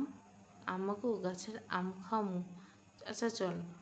সম্মতি জানিয়ে তে স্মিতা আর নূর যাওয়ার জন্য কদম বাড়াতে পেছন থেকে এগিয়ে এসে খপ করে স্মিতার হাত চেপে ধরল ওসমান। স্মিতা ফিরে তাকে বুকুরে তুলে জিজ্ঞেস করে, কি? ওসমান দাঁতে দিয়ে ঠোঁট কামড়ে এদিকে চাইল চোরা চোখে, তারপর একটু নিয়ে মাথা চুলকে ইনিয়ে বেরোল, তোরা একলাই যাবি? ইয়ে আসলে। নূর চাপা আসলো, পা বাড়িয়ে লাথি মারল ওসমানের পায়ের উপর, কটমট করে বলল, মারিয়া যাইব? হেগ্গারে জামাইয়ের বাড়ি হেগ্গারে ছাড়া যামু? আমাকে একটা পেস্টিজ আছে না? ক্লাসের জানলার পাশ গিয়ে মাথা নুয়ে বসেছে মারিয়া, তার সিট নয়, তাও বসেছে, কারণ এখান থেকে উঁকি দিলে বাইরে দেখা যায়। সেই সুবাদে এতক্ষণ ধরে ওসমানকে লুকিয়ে লুকিয়ে দেখা হচ্ছিল। ওসমানের সাথে ডিল মিটমাট করে ক্লাসে হাজির হলো নূর আর স্মিতা। মারিয়াকে খুঁজতে পেলেও জানলার পাশে বসে আছে মনমরা হয়ে। দুজনে দেখতে পেয়ে মারিয়া বেঞ্চের মাঝখানে ঠেলে গিয়ে বসলো দুজনে। মারিয়ার কাঁধ জড়িয়ে নূর ঠাট্টা স্বরে বলে, কিরে ভং ধরে আসস? আয় ওসমান গো বাড়ি যাবো। মারিয়া মাথা তুলে তাকালো, লঘুকণ্ঠে জিজ্ঞেস করলো, এতক্ষণ কি কথা কইছিলিস না? স্মিতা মুখ খুলল, তোরে কথা কইতেছিলাম। মারিয়া কম জানে, সে উল্টে ভাব নিয়ে বলল, না কইলে কি, আমার তো শোনার লাভ নেই। না থাক ভালা, চল এবার। কথাটা বলে স্মিতা হাত ধরল মারিয়া। মারিয়া বাধা দিয়ে খুঁটির মতো বসে দিল। শোন। কি? স্মিতা বলল, ওসমান তোরে হাত ধরছিল কেন? মারিয়ার সহজ প্রশ্নে কুটিল হাসল স্মিতা। মাথার পেছনে ঝুঁটি বেঁধে রাখা গরুর লেজের মতো দেখতে চুলগুলো এক ঝাড়া মেলে বলল, প্রেম নিবেদন করার জন্য। আমি নাকি দেখতে অনেক সুন্দরী। কথাটা বলতে বলতে নিজের মুখটা এগিয়ে গেল মারিয়ার নাকের ডগা, নাক ঘেঁষে ঢং করে বলল, দেখ তো আমি এতই সুন্দর কিনা। নিকাবের আড়ালে হাসি চেপে রাখার দায়। স্মিতার কথা শুনে হো করে এসল নূর, খোঁচা দিয়ে বলল, জাউরামি করছিস? স্মিতা বেচারি এবার কাঁদিয়ে দিবে। সত্যি নাকি? দেখি দেখি, চোখের পানি আছে নাকি? স্মিতা হাত বাড়িয়ে চোখ মুছতে শুরু করলো। মারিয়া রাগান্বিত হয়ে স্মিতা হাত ঝাড়ি মুড়ল, সর, ঢং করিস না। স্মিতা ঠোঁট বাঁকিয়ে কটাক্ষ করে বলল, তুই ঢং কম কর। ভালোবাসার কথা কইতে পারছেন না, আবার প্যাচ প্যাচ করে কান্দোস কেন? এমন করে থাকলে আমি তোর 2 নম্বর সতীন হয়ে যাব, আর নূর হইব 3 নম্বর সতীন। কথাটা একটু পছন্দ হল না নূরের, তাই সঙ্গে সঙ্গে জ্বালাতর উত্তরে বলল, আবার আমাকে টানছে কা? কারো সতীন হওয়ার ইচ্ছা আমার নেই, আমি বিবাহিত। স্মিতা কতটুকু বলল, হ্যাঁ মহিলা আক্তার ভাবি, আপনি বিবাহিত, আর এটা আমরা জানি, আর কইতে হবে না। এই বিষয়ে টেনে কথা বলা ভীষণ রাগ হলো নূরের। খুব প্রকাশ করে বলল, আমি কইতে চাইও না। তোরা দাম দেস নাকি? কিরে, তোরা না আমাকে বাড়ি যাইতে চাবি, কইলে ঝগড়া। স্মিতা আর কিছু বলবে তার আগে বলে উঠল ওসমান, মরার উপর খাড়া ঘা প্রবাদ আছে, সেটাই ঘটল। ওসমানের উপস্থিতি ঝগড়া মোড়ে ঘুরিয়ে 60 ডিগ্রি অ্যাঙ্গেল করে নূরের সমস্ত রাগ এসে পড়ল ওসমানের উপর। তোরা কমু মাইয়ার কথা নাক গলানোর কোন অভ্যাস? তুই যে আমার কথা একটু আগে নাক মুখ গলিয়ে আইলি সেটা? ওসমান রাগ দেখে পাল্টা জবাব ছুড়ে দিয়ে ফোঁস করে দিল মারিয়া। হতাশ করে বলে, থাম তোরা, এই জন্য আমাকে ঝগড়া থামাইতে নিজেদের মধ্যে লইগা দেখা দেয় দিব না। লেইজার শেষ করে যাব, আমাকে বাড়ি যাইতে যাবি না। স্মিতার মেজাজ এবার গরমে। ওসমান মুখে বাড়ি যাওয়ার প্রসঙ্গ তেতে উঠল আর একটু। কেন যাইব? তোগো বাড়ি যাইয়া কি করবো? ওসমান তবদা খেয়ে গেল। আগে দুজন মিলে তাকে ব্ল্যাকমেল করে রাজি করলো, এখন নিজেরা পাল্টি নেওয়ার জন্য ব্যাপারটা হজম হলো না। ভ্যাবলার মতো মাথায় হাত রেখে আসলো, আল্লাহ তোরা না কইলে আম ভর্তা খাবে? নূর রেগে গেল, নাটক করছি না, তুই আমাকে আম খাওয়ানোর জন্য কেন রাজি বুঝি না। আমাকে উছলে মারিয়ে লাগে ডাঙ্গি মারতে পারবো। ওসমান পুলটো ভ্যাপা খেয়ে গেল। মেয়েগুলো চক করে বেহাল দশা। এগুলো যে গিরগিটির জাত ছিল। 1 সেকেন্ডের মধ্যে মাথায় বাজ পড়লো। ক্যাবলার মতো আড়লো, আমার উপর গজব না পড়ে আমি কেন আইলাম তবু মাঝখানে? পাপ, জীবনে যত পাপ তগুলোকে কইতে আইলে হয়। বিকেল 4টার দিকে আসরে আজান পড়ছে। স্কুল থেকে ফিরে হাত মুখ ধুয়ে খেতে বসলো নূর। ঠিক সেই সময় ডাক পড়লো লিজা। মুসা পাঠিয়েছে তাকে। নূরকে এক্ষুনি যেতে বলছে। নূরের মনে হাজার রকম দুশ্চিন্তা। কালকের ঘটনা নিয়ে কোনো কথা হয়নি মুসার সাথে। গুন্ডাগুলো কী করছিল তাও জিজ্ঞাসা করার সুযোগ পায়নি এ পর্যন্ত। তাই ঘরে চুপটি মেরে বসে থাকতে হয়। সে মনে আদম্য কৌতূহল উঠতে বাধ্য করে থালা ছেড়ে। ক্ষুধা যেন উধাও হয়ে গেছে। তার জায়গা দখল করে নিয়েছে অস্বস্তি আশঙ্কা। ভাতের থালা রেখে রেখে কলপারে গিয়ে হাত মুখ ধুলো। তারপর দ্রুত এগিয়ে এসে মুসার ঘরে। মুসার হাতে সুই সুতা, সার্জিক্যাল নয়, কাঁথা সেলাই করে সুই সুতা। হাঁটুর উপরে অনেকটা অংশ কেটে যাওয়া। দুই পাশে ফাঁকা হয়ে গেছে ছোট্ট নদীর মতো। সেই ক্ষত টেনে টেনে সেলাই করছে মুসা। চোখে প্রতিক্রিয়া নেই। ব্যথায় ছিঁড়ে ফোটা অবধি দেখা যাচ্ছে না তার। শুধু শুধু দেখা যাচ্ছে অশুভ আগ্রাসন। যেন সে নিজের শরীর নয়, অন্য কারো দেহ সেলাই করতে নির্লিপ্ততায় ব্যস্ত। এবার অশরীরের দৃশ্য চোখে দেখতে রুহু কেঁপে উঠল নূরের। মনে হলো চোখের সামনে যা ঘটেছে তা বাস্তবে নয়, যেন কোনো দুঃস্বপ্নের পর্দা ভেদ করে আসা বিভীষিকা। কোনো সাধারণ মানুষের পক্ষে এমন ভয়ঙ্কর কাজ করা তো সজ্ঞানে সম্ভব নয়। নূর কিছুক্ষণ নিজের মনকে বোঝাতে পারল। মুসার এক একটা সেলাই যেন সরাসরি ঢুকে যাচ্ছে তার কলিজায়। এক লাফে বুকের ভিতরটা ধুকপুক করে এক লাফে বেড়ে গেল। ভয়ে বিগলিত হয়ে এলো। মুসার হাতে ওঠানামা করা সুইয়ের দিকে প্রলম্বিত করে বলল, কি হচ্ছে এসব? নূরের তোতলাতে তোতলাতে ভাঙা শব্দ কানে স্পষ্ট পৌঁছল মুসার। অথচ মুসা তার মধ্যে প্রতিক্রিয়া তখন নেই। নূরের উপস্থিতি তার মধ্যে বিন্দুমাত্র প্রভাব ফেলেনি। না তো নূরের গন্ধ উপলব্ধি করা ভয়কে অগ্রাহ্য করেছে। নূরকে পুরোপুরি অগ্রাহ্য করে পাশে রাখা গিফট বক্স উঠিয়ে বাড়িয়ে দিল। ধর। এই যে বাড়িয়ে দিল, এই অবধি মুসা তাকালো না নূরের দিকে। জায়গাটা পরবর্তী সেলাইয়ে মাপজোক করে নিল। এদিকে নূরের শরীর থরথর করে কাঁপছে। একবার তাকাচ্ছে গিফট বক্সের দিকে, আরেকবার তাকাচ্ছে মুসার পায়ের দিকে।